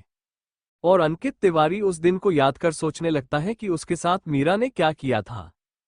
फ्लैशबैक, रात का समय, पुरानी बिल्डिंग के हॉल में अंकित तिवारी को घुटनों के बल नीचे जमीन पर बैठाया गया था और उसके सिर पर ब्लैक कपड़ा से ढका हुआ था और उसके दोनों हाथ उसके पीठ के पीछे रस्सी से बंधे हुए थे। तभी कोई आकर उसके सिर से काला कपड़ा हटा देता है, जिससे अंकित तिवारी को अपने आसपास ब्लैक कपड़े पहन खड़े लेडी बॉडीगार्ड दिखाई देती हैं, जिन्हें देखकर अंकित तिवारी को कुछ समझ में नहीं आता है कि यह लोग कौन हैं और उसके साथ क्या करने वाले हैं। तभी सामने सीढ़ियों से एक लड़की काले कपड़े पहने कर हॉल में आती है। अंकित तिवारी गौर से उस लड़की के चेहरे को देखता है, लेकिन अंधेरा होने के वजह से उसे कुछ साफ दिखाई नहीं देता है, लेकिन उस लड़की के चलने का तरीका देख उसे इतना तो विश्वास हो चुका था कि जरूर ही आज उसके साथ बहुत बुरा होने वाला है। वो लड़की सामने रखी कुर्सी पर बैठकर बोली, तो मिस्टर सुपरवाइजर जी, आप तो बहुत डरपोक आदमी निकले। उस लड़की के मुंह से अपने लिए सुपरवाइजर शब्द सुनकर अंकित तिवारी शौक होकर बोला, आप कौन हैं, क्या मैं आपको जानता हूं? अंकित तिवारी की बात सुन मीरा हंसते हुए बोली, जरूर, क्यों नहीं। आज सुबह ही तो अपने मेरे करीबी कर्मचारी को मीटिंग हॉल से बाहर निकाल रहे थे, तब मैंने आपको रोक था ना, और अपने मेरे डर से अपने पेंट में ही पेशाब कर ली थी। इतना बोल मीरा हंसने लगती है। मीरा की बात सुन अंकित तिवारी शौक होकर बोला, सीईओ मैडम आप हो क्या? मीरा हंसते हुए बोली, सही पकड़े हो। इतना बोल मीरा फिर से हंसने लगती है। अपने बॉस को हंसता देख और उनकी बात सुन कि अंकित तिवारी ने मीरा के डर से मीटिंग हॉल में क्या किया था, सभी लेडी बॉडीगार्ड हंसने लगती है। और सभी को हंसता देख अंकित तिवारी का चेहरा शर्म से लाल होने लगता है और वो अपना सिर नीचे कर लेता है। मीरा बड़ी मुश्किल से अपनी हंसी को कंट्रोल करके सभी लेडी बॉडीगार्ड को शांत होने का इशारा करती है, तो सभी शांत होकर खड़ी रहती है। मीरा फिर अपने चेहरे पर डेविल वाले भाव लाकर बोली, तुम्हें पता कि अगर कोई मेरे करीबी कर्मचारी को थोड़ी भी चोट पहुंचाएगा तो मैं उस आदमी का खून भी कर सकती हूं। मीरा की बात सुन अंकित तिवारी डर से कांपने लगता है और वो फिर से पेंट में पेशाब कर देता है। मीरा के नाक में जैसे ही पेशाब की बदबू आती है तो मीरा अपने दोनों हाथों से अपना सिर पकड़कर बोली, ये भगवान, मैं इस आदमी का किया करो, मतलब अब मैं इसे सजा भी नहीं दे सकती हूँ क्या? मीरा की बात सुन सभी बॉडीगार्ड भी अपनी नाक पर हाथ रख उसे बंद कर लेती हैं। मीरा गहरी सांस लेकर बोली, लेकिन कोई बात नहीं, तुम सजा तो तब भी मिलेगी। इतना बोल मीरा लेडी बॉडीगार्ड की तरफ कुछ इशारा करती है। मीरा का इशारा समझ वो लेडी बॉडीगार्ड सिर हिला देती है। मीरा खड़े होकर गहरी सांस लेकर बोली, कैसे कैसे लोग डाले हैं इस दुनिया में, मतलब मैं किसी को डरा भी नहीं सकती क्या? इतना बोल मीरा अपनी नाक पर हाथ रख बिल्डिंग से बाहर चली जाती है। मीरा की जाने के बाद लेडी बॉडीगार्ड नाक पर हाथ रखकर बोली, लेकिन अब इस गंदे आदमी के पास जाएगा कौन? उस लेडी बॉडीगार्ड की बात सुन सभी लेडी बॉडीगार्ड नामे सिर हिलाने लगती हैं। कोई भी अंकित तिवारी के पास जाने को तैयार नहीं था। तभी एक लेडी बॉडीगार्ड के दिमाग की बत्ती जलती है और वो जल्दी से एक पानी की बाल्टी लाकर उसमें भरा पूरा पानी अंकित तिवारी के सिर पर डालकर फिर उसकी पिटाई चालू कर देती है और बाद में उसे उसी रूम में बंद कर देती है। अंकित तिवारी अपनी सोच से बाहर आकर अमन और रवि को देखकर जैसे ही कुछ बोलने को होता है तभी उस रूम का गेट खुलता है और गेट से एक लेडी बॉडीगार्ड अंदर आकर अंकित तिवारी के मुंह पर टॉर्च फ्लैशलाइट करके बोली, बॉस का ऑर्डर है कि तुम्हें कल से कंपनी वापस जाना होगा, इसलिए चलो यहाँ से। तभी आगे कुछ ऐसा होता है कि वो लेडी बॉडीगार्ड पहले तो शॉक रह जाती है, लेकिन फिर उसे गुस्सा आने लगता है। उस लेडी बॉडीगार्ड की बात सुन अंकित तिवारी को इतनी खुशी होती है कि वो खुशी में पागल सा हो जाता है और अंकित तिवारी जल्दी से खड़ा होकर उस बॉडीगार्ड के पास जाकर उसे एकदम से गले लगाकर बोला, थैंक्स, आप बहुत अच्छी है। लेकिन अंकित तिवारी अपने जाने की खुशी में ये भूल चुका था कि उसने किसे गले लगाया है। तभी वो लेडी बॉडीगार्ड गुस्से से अंकित तिवारी की मेन पार्ट पर अपने एक पैर के घुटने से लात दे मारती है। अंकित तिवारी जोर से चीखता हुआ ही अपने दोनों हाथ से अपने मेन पार्ट को पकड़कर नीचे जमीन पर लेटकर बोला, मार डाला री। रवि और अमन की हंसी छूट जाती है और वो हंसने लगते हैं। लेडी बॉडीगार्ड दोनों को देखकर बोली, तुम्हें भी मार खानी है क्या? रवि और अमन दोनों जोर से नामे सिर हिला देते हैं। उनकी हालत पहले से मरने जैसे थी। अगर उनके साथ ऐसा हुआ तो वो लोग सच में मर ही जाएंगे।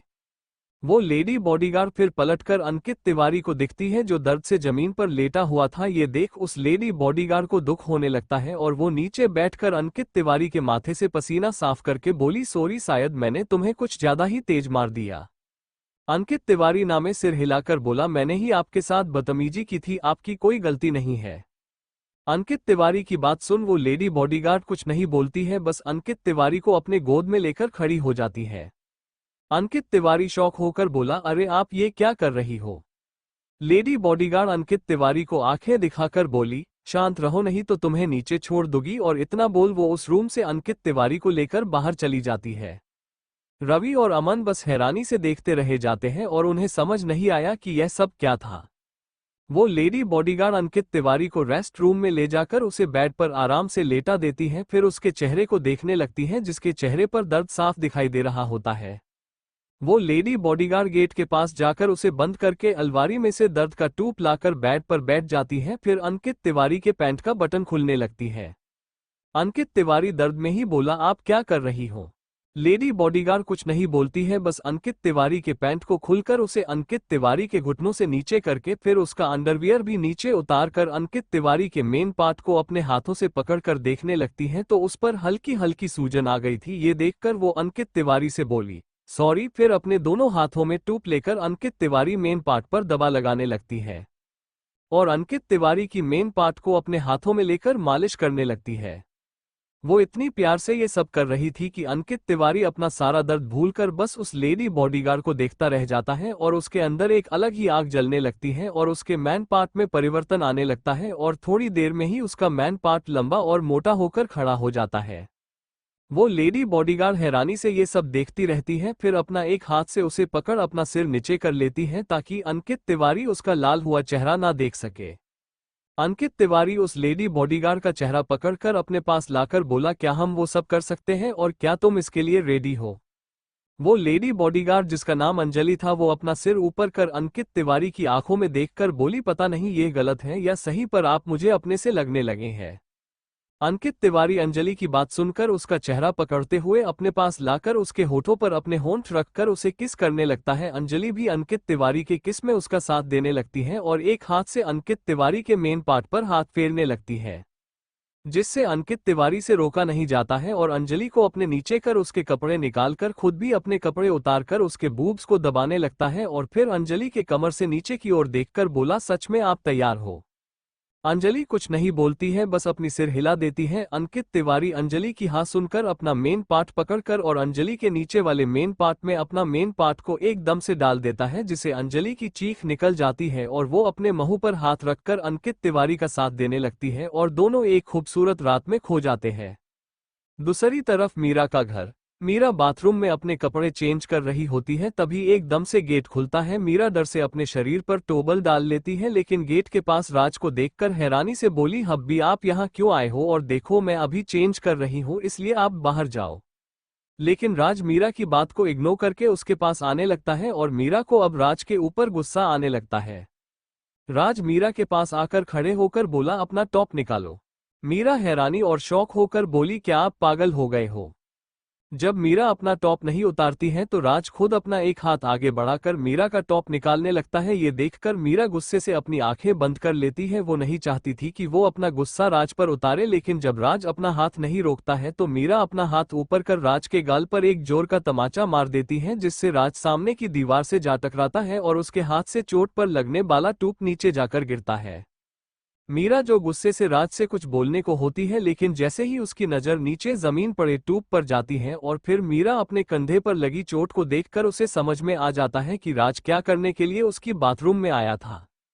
मीरा अपने सामने खड़े राज को देखती है जिसकी नाक से अब खून आने लगता है। ये देख मीरा जल्दी से राज के पास जाकर उसकी नाक से खून साफ कर बोली, आप सच में पूरे पागल हो, मुझे बता नहीं सकते थे कि आप यहाँ क्यों आए हो? इतना बोल मीरा की आंखों में आंसू आने लगते हैं। उसे अपने ऊपर बहुत गुस्सा आ रहा होता है, जिसे पति के लिए उसने कितने आदमियों को सजा दी और उन्हें मरा भी, लेकिन आज खुद उसने अपने पति को चोट पहुंचाई है। यही सोचकर उसकी आंखों से लगातार आंसू बहने लगते हैं। राज मीरा को रोते देखकर फिर अपनी नाक से खून साफ करके मजाक करते हुए बोला, अरे चोट मुझे लगी है और रो आप रही हो। लेकिन मीरा कुछ नहीं बोलती है, बस अपने कपड़े चेंज कर बाथरूम से निकल जाती है। राज मीरा के जाने के बाद नीचे जमीन पर पड़े दबा के ट्यूब को उठाकर बोला, इस सब में उनकी चोट पर मैं दबा तो लगा ही नहीं पाया। इतना बोल राज भी बाथरूम से निकलकर रूम में आकर देखता है कि मीरा बेड पर उदास होकर बैठी है और वो एक टक सामने दीवार पर लगी अपनी और राज की तस्वीर को ही देखे जा रही होती है।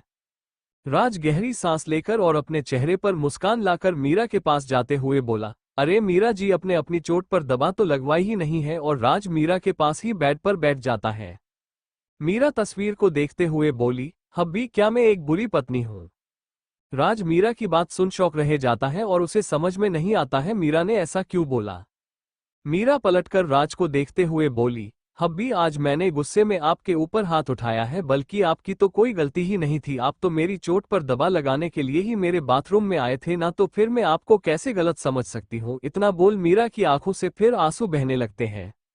राज मीरा की पूरी बात सुन समझ जाता है कि मीरा को अपनी गलती का पछतावा हो रहा है, लेकिन एक तरह से मीरा की इन सब में कोई गलती ही नहीं थी, तो फिर पछतावा किस बात का।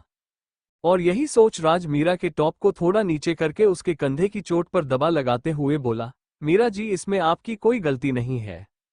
राज की बात सुन मीरा नम आंखों से राज को देखने लगती है और मीरा जैसे ही कुछ बोलने को होती है, तभी राज एकदम से अपना चेहरा आगे लाकर मीरा के होठों पर किस करके दूर हो जाता है।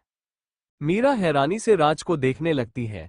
राज अपने चेहरे पर टेढ़ी मुस्कान लाकर बोला, मैंने कहा ना कि आपकी इन सब में कोई गलती नहीं है। मीरा फिर कुछ बोलने को होती है, हब्बी आप ना। इस बार भी राज मीरा का मुंह किस करके बंद कर देता है। मीरा बस देखती रह जाती है, क्योंकि राज उसके सोच से भी तेज निकला। राज मीरा का शौक हुआ चेहरा देखकर हंसने लगता है। मीरा टेढ़ा मुंह करके बोली, आप बहुत बुरे हो हब्बी, जाओ मैं आपसे बात नहीं करूंगी। इतना बोल मीरा अपना चेहरा दूसरी तरफ कर लेती है।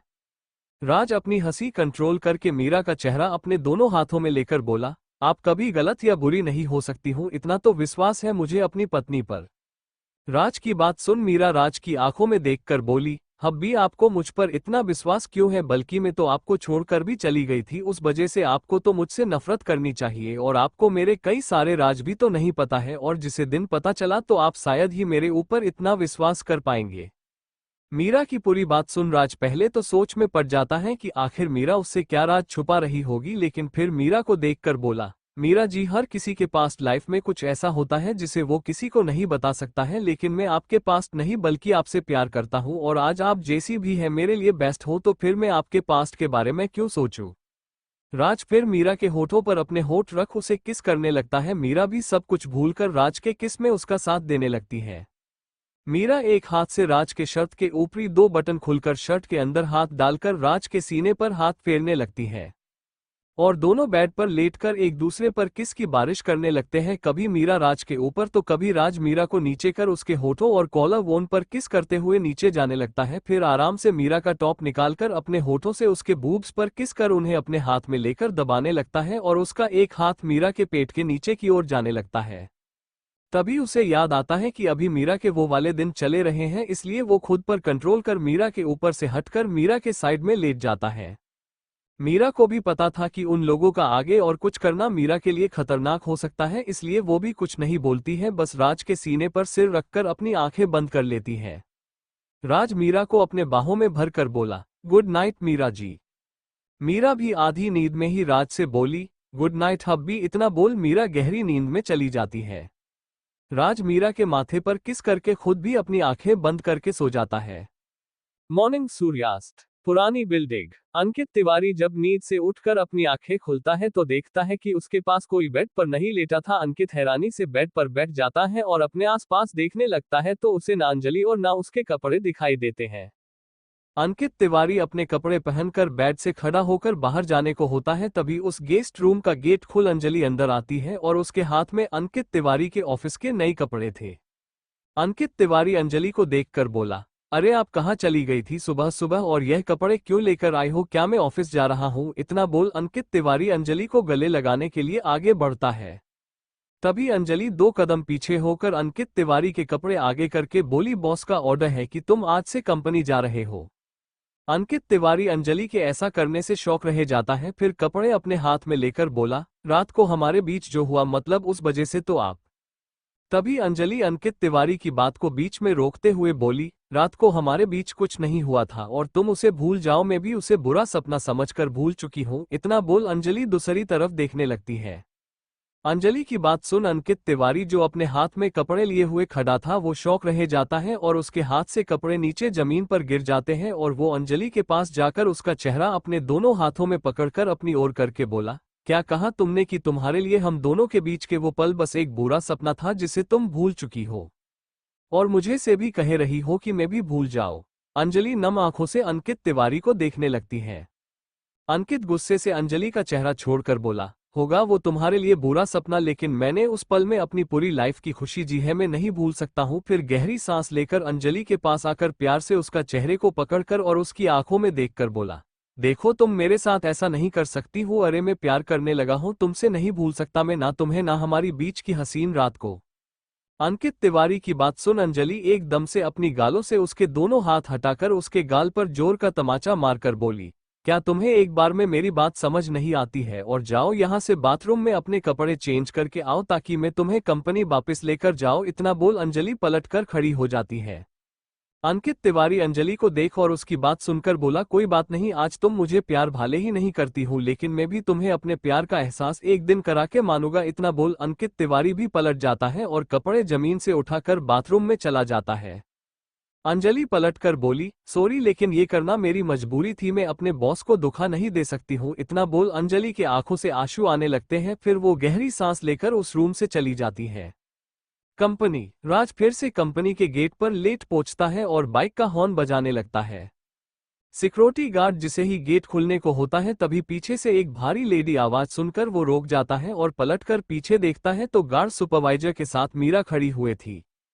सीईओ मैडम को देख गार्ड जल्दी से मीरा के पास आकर उसे सलाम करके बोला, good morning CEO madam. Meera gate की ओर इशारा करके बोली, कौन है जो इतना लेट कंपनी में आता है? मीरा की बात सुन गार्ड बोला, मैडम एक आदमी है जो रोज कंपनी में लेट आता है और जब मैं उससे लेट आने की वजह पूछता हूं तो वो कहता है कि अपनी बीवी के वजह से लेट हो जाता है क्योंकि उसकी बीवी उससे घर का सारा काम कराती है। गार्ड की बात सुन मीरा और सुपरवाइजर दोनों हैरान रह जाते हैं। मीरा गार्ड की ओर देखकर बोली, तो इसमें कंपनी क्या करे? कल को आप भी कंपनी में लेट आएंगे और आपसे लेट आने की वजह पूछी जाए तब आप कहेंगे कि मैं अपनी पत्नी की वजह से लेट आता हूं और फिर कंपनी के अंदर आ जाएंगे। इन सब में कंपनी के नियम और कानून तो टूट रहे हैं ना। मीरा की बात सुन गार्ड डरते हुए बोला, नहीं मैडम मेरे साथ ऐसी प्रॉब्लम नहीं है और मैं तो रोज टाइम पर कंपनी आता हूं। मीरा गार्ड की बात सुन बोली, ठीक है तुम गेट खुलकर उस आदमी से बोलो कि उसे अब कंपनी आने की जरूरत नहीं है, वो पहले अपनी पत्नी के घर का ही काम कर ले। मीरा की बात सुन उस सिक्योरिटी गार्ड को राज के लिए बुरा लगता है कि आज उसकी नौकरी चली गई, लेकिन वो इन सब में कुछ कर भी तो नहीं सकता था, उसे अपनी ड्यूटी तो करनी पड़ेगी। यही सोच वो गार्ड सिर हिलाकर गेट के पास चला जाता है। मीरा गार्ड के जाने के बाद सुपरवाइजर गार्ड से बोली, कल से कोई भी लेट आता है तो उसे तुरंत कंपनी से निकाल देना। लेकिन मीरा को यह नहीं पता था कि गेट के बाहर उसका ही प्यारा पति राज खड़ा हुआ है। चलो देखते हैं आगे क्या होता है। मीरा की बात सुन सुपरवाइजर गार्ड सिर हिलाकर बोला, ठीक है मैडम। इधर गार्ड गेट खुलकर राज को देखता है जिसके चेहरे पर मुस्कान थी और वो सॉरी बोल रहा था लेट आने के लिए। गार्ड राज की बात को इग्नोर कर बोला, वो सीईओ मैडम का ऑर्डर है, तुम्हें लेट आने की वजह से कंपनी से निकाला जाता है। गार्ड की बात सुन राज शॉक रह जाता है और वो सोचने लगता है, क्या मीरा उससे नाराज है कि मैं लेट कंपनी में आता हूं, लेकिन एक बार उसे मुझे बता तो देना चाहिए था कि वो मुझे काम से निकाल रही है। गार्ड अपनी बात बोलकर गेट फिर से बंद करने लगता है। तभी गार्ड को रोकते हुए राज बोला, अरे मुझे मैडम से बात करनी है।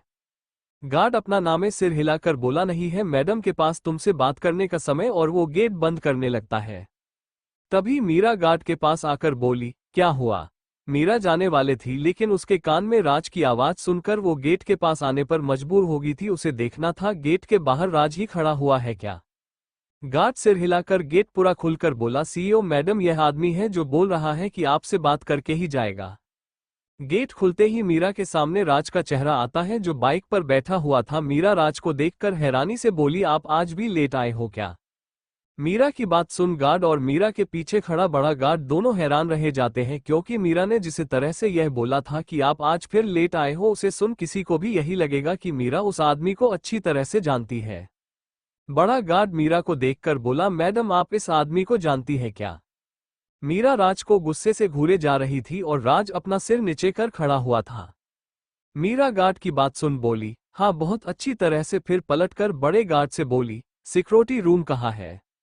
बड़ा गार्ड मीरा की बात सुन पहले तो कंफ्यूज हो जाता है कि मीरा उससे सिक्योरिटी रूम के बारे में क्यों पूछ रही है, लेकिन फिर सिर हिलाकर एक और हाथ करके बोला, उसे तरफ है मैडम। मीरा गार्ड की बात सुनकर राज को देखते हुए बोली, आप आओ मेरे पीछे।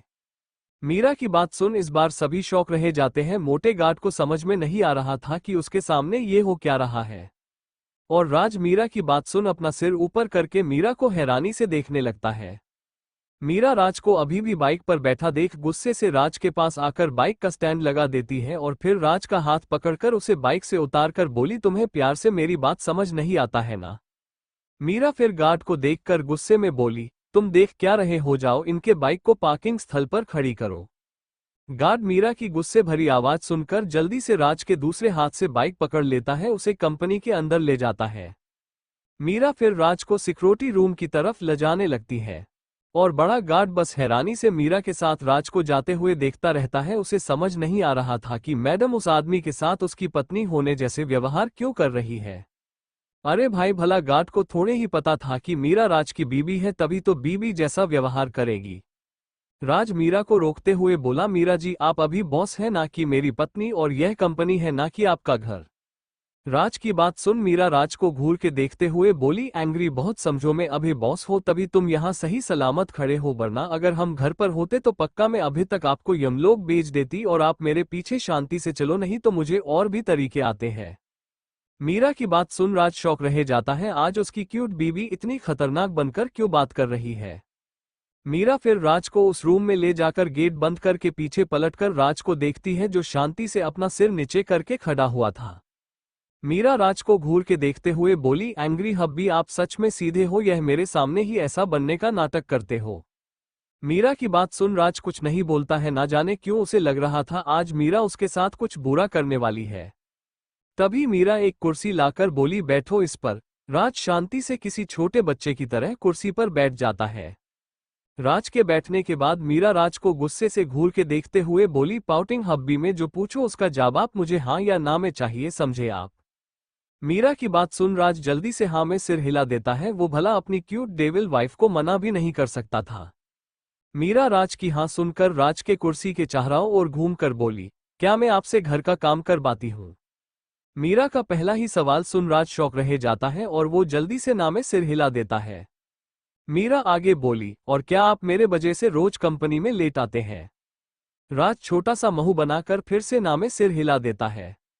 मीरा अपना हाथ से राज के बाल पीछे से पकड़कर और अपने दूसरे हाथ की एक उंगली राज के चेहरे पर फेर कर बोली, तो फिर आपकी हिम्मत कैसे हुए दूसरे लोगों के सामने मेरी बुराई करने की? बल्कि आप तो खुद घर से जल्दी निकलते हैं, तो फिर कंपनी में इतने लेट क्यों आते हो? मीरा के ऐसा करने से राज की दिल की धड़कन तेज हो जाती है और वो मीरा को समझाते हुए बोला, देखे मीरा जी आप मुझे गलत समझ रही हैं।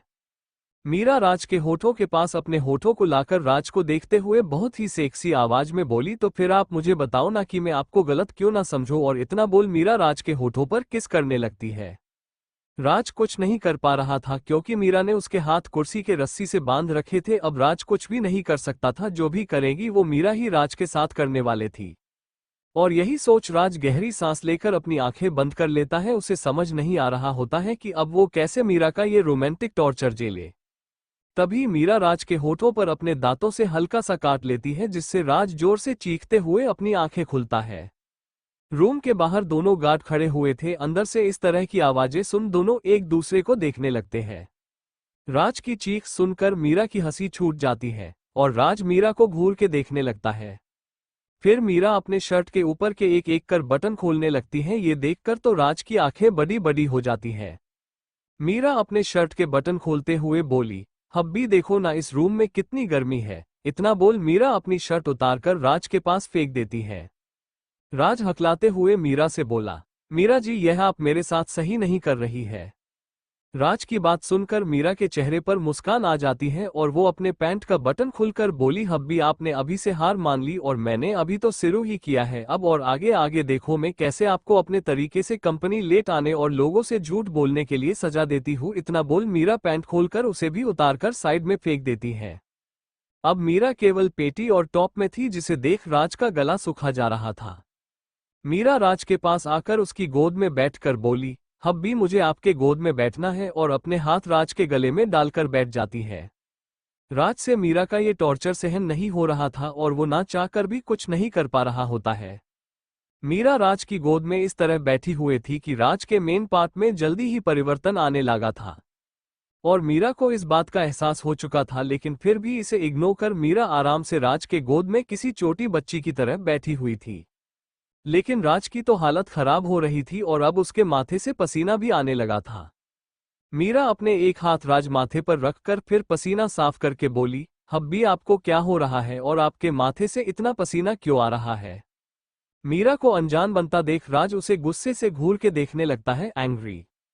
ये देख मीरा के चेहरे पर मुस्कान आ जाती है और वो राज के गालों को छू कर बोली, हब्बी क्या मुझे ये कपड़े भी उतार देना चाहिए? मीरा अपने टॉप की तरफ इशारा करके बोली। राज जल्दी से ना में सिर हिलाकर बोला, नहीं मीरा जी आप ऐसा कुछ भी नहीं करने वाली हो और मैं आपसे वादा करता हूं अब मैं कभी कंपनी में लेट नहीं आऊंगा। राज की बात सुनकर मीरा राज की आंखों में देखती है और फिर अपने दोनों हाथों से राज के चेहरे को पकड़कर बोली, हब्बी आपको समझना चाहिए कि लोग आपके बारे में कंपनी में क्या सोचते हैं। मुझे अच्छा नहीं लगता है जब लोग कहते हैं कि आप वही हैं जो रोज कंपनी में लेट आता है और मुझे ये सुनकर बहुत बुरा लगता है और मेरा मन करता है कि मैं सभी को जाकर बता दूं कि कोई आपको लेट आने के लिए कुछ नहीं बोल सकता है, क्योंकि आप मेरे पति हैं, इस कंपनी के बॉस के पति हैं और वो कभी भी आ सकते हैं। इतना बोल मीरा राज को गले लगा लेती है और उसकी आंखों में नमी आ चुकी थी। मीरा की बात सुन और उसकी आंखों में नमी देख राज को एहसास होता है कि उसके वजह से मीरा को कितना कुछ सहना और सुनना पड़ सकता है। बाकी मीरा के कंधों के ऊपर कंपनी को आगे बढ़ाने की जिम्मेदारी भी तो है। अब उसे भी ऐसा कुछ नहीं करना चाहिए जिसके वजह से मीरा को अपना काम छोड़कर उसके लिए सबसे लड़ना पड़े, और यही सोच राज गहरी सांस लेकर बोला, ठीक है मीरा जी, आज आपका पति आपसे वादा करता है कि अब कभी मेरे वजह से आपको किसी से सुनने को कुछ नहीं मिलेगा। राज की बात सुन मीरा अपना चेहरा राज के गले से दूर कर और उसकी आंखों में देखने लगती है और फिर एकदम से राज के होठों पर किस करते हुए बोली, आपके वजह से मुझे कभी कोई प्रॉब्लम हो ही नहीं सकती है, लेकिन आपको कोई भी कुछ बोले मुझे ये बिल्कुल भी पसंद नहीं है। राज सिर हिलाकर बोला, ठीक है, लेकिन अगर आप अब मेरी गोद से नहीं उतरी तो शायद हम दोनों के लिए अच्छा ना हो। राज की बात सुन मीरा को एहसास हुआ कि अभी वो किस तरह राज की गोद में बैठी हुए हैं और अगर कुछ देर वो उसी तरह बैठी रही तो पक्का ही वे दोनों अपने ऊपर कंट्रोल खो बैठेंगे, और यही सोच मीरा एकदम से राज की गोद से कूदकर दूर खड़ी हो जाती है। और मीरा एक नज़र राज के नीचे वाले पार्ट को देखती है जिसे देख मीरा खुद पर कंट्रोल खोने लगती है और उसके मन में गंदे गंदे ख्याल आने लगे थे, लेकिन फिर एकदम से अपना सिर हिलाकर बोली, नहीं मीरा तो ऐसा कुछ नहीं करेगी। और यही सोच मीरा जल्दी से अपने कपड़े पहनने लगती है। कपड़े पहनने के बाद मीरा राज को देखते हुए बोली, हब्बी मैं जा रही हूँ, आप मेरे जाने के बाद कंपनी में आज जाना। इतना बोल मीरा गेट खुलने के लिए जाने लगती है। उससे जल्दी राज से दूर जाना था, तभी वो खुद पर कंट्रोल कर पाएगी। मीरा की बात सुन और उससे गेट खुलता देख राज जल्दी से बोला, अरे मेरे हाथ तो खोलो पहले मीरा जी। मीरा राज की बात सुनकर पलटकर राज को देखकर बोली, सॉरी हब्बी, और राज के पास आती है और राज के हाथ खुलकर बिना राज से और कुछ बोलकर जल्दी से रूम से निकल जाती है। राज कुर्सी से खड़ा होकर हैरानी से मीरा को रूम से जाते हुए देखता रह जाता है और फिर उसकी नज़र नीचे अपने पैंट की ओर जाती है, जिसे देख राज जल्दी से पलट कर बोला, अरे यार मीरा जी आपने क्या कर दिया मेरे साथ, अब इसे शांत कैसे करूँगा मैं? और फिर कुछ सोचकर लंबी गहरी सांस लेने लगता, जिससे कि थोड़ी देर में ही उसका मैन पार्ट वापस नॉर्मल होने लगता है। मीरा रूम से निकलकर बाहर आते ही अपने सीने पर हाथ रखकर बोली, कंट्रोल मीरा कंट्रोल। दोनों गार्ड जो कब से बाहर ही खड़े होकर मीरा के बाहर आने का इंतजार कर रहे थे वो हैरानी से मीरा को देखने लगते हैं। मीरा सामने दोनों गार्ड को देखती है जो उसे ही देखे जा रहे थे। मीरा खुद को नॉर्मल कर और फिर दोनों गार्ड के पास आकर बोली, मैंने उनसे बात कर ली है, कल से वो लेट नहीं आएंगे। मीरा की बात सुन मोटा गार्ड बड़े गार्ड के कान में बोला, सर क्या सच में 1 घंटे से उस रूम के अंदर मैडम उस आदमी से यही बात कर रही थी? मोटे गार्ड की बात सुन बड़ा गार्ड उसे उंगली देखा कर शांत रहने का इशारा करता है और मीरा को देखता है जो उस गार्ड को घूरे जा रही होती है। बड़ा गार्ड जल्दी से मीरा से बोला, तो क्या आपको मुझसे और कुछ जानकारी लेने हैं मैडम? मीरा सिर हिलाकर बोली, नहीं और कुछ नहीं पूछना है और तुम्हें याद रखना होगा कि कंपनी के नियम कोई नहीं तोड़े। बड़ा गार्ड सिर हिलाकर बोला, जी मैडम। मीरा और कुछ ना बोलकर बड़े गार्ड के साथ कंपनी के अंदर चली जाती है। मीरा के जाने के बाद राज भी उस रूम से निकलकर मोटे गार्ड के पास आकर बोला, वो आपके पास मेरी बाइक की चाबी होगी। राज को देख और उसकी बात सुन मोटा गार्ड अपनी पेंट की पॉकेट से बाइक की चाबी निकालकर राज के हाथ में देते हुए बोला, भाई मैडम और आप दोनों इतनी देर उस रूम में क्या कर रहे थे? गार्ड की बात सुन राज उसे देखता है जिसे देखकर लग रहा था कि उससे जानना ही है आखिर वो दोनों अंदर रूम में कर क्या रहे थे। राज अपने चेहरे पर टेढ़ी मुस्कान लाकर गार्ड को अपना कान को पास लाने का इशारा करता है। गार्ड खुश होकर अपना कान राज के मुंह के आगे कर देता है। राज अपने चेहरे को गार्ड के पास लाकर और धीरे से आसपास देखकर बोला, कोई और तो नहीं सुन रहा है क्योंकि मैं तुम्हें जो बता रहा हूं उससे और कोई भी नहीं सुनना चाहिए। गार्ड भी धीमी आवाज में बोला, भाई आप चिंता मत करो, यहाँ कोई नहीं है और मैं किसी को कुछ नहीं बताने वाला हूँ। गार्ड की बात सुन राज सिर हिलाकर बोला, मैं और मैडम उस रूम में। इतना बोल राज रोक जाता है। राज को अपनी बात बीच में आधी छोड़ मोटा गार्ड बोला, भाई मैं सुन रहा हूं, आप बोलो कि उस रूम में क्या हुआ। गार्ड की बात सुन राज के चेहरे पर टेढ़ी मुस्कान आ जाती है और वो जोर से गार्ड के कान में चीखते हुए बोला, उस रूम में कुछ नहीं हुआ था। और इतना बोल राज जल्दी से कंपनी के अंदर भाग जाता है। मोटा गार्ड अपने कान पर हाथ रख और राज को जाता देखकर गुस्से से बोला, साले बदमाश लड़के, तुझे तो मैं बाद में देखता हूँ। Thank you for listening. मुझे उम्मीद है आपको ये स्टोरी पसंद आई होगी। अगर आपको पसंद आए है तो प्लीज लाइक और कमेंट करना ना भूलें और मोर स्टोरीज के लिए सब्सक्राइब करें। मिलते हैं नेक्स्ट वीडियो में।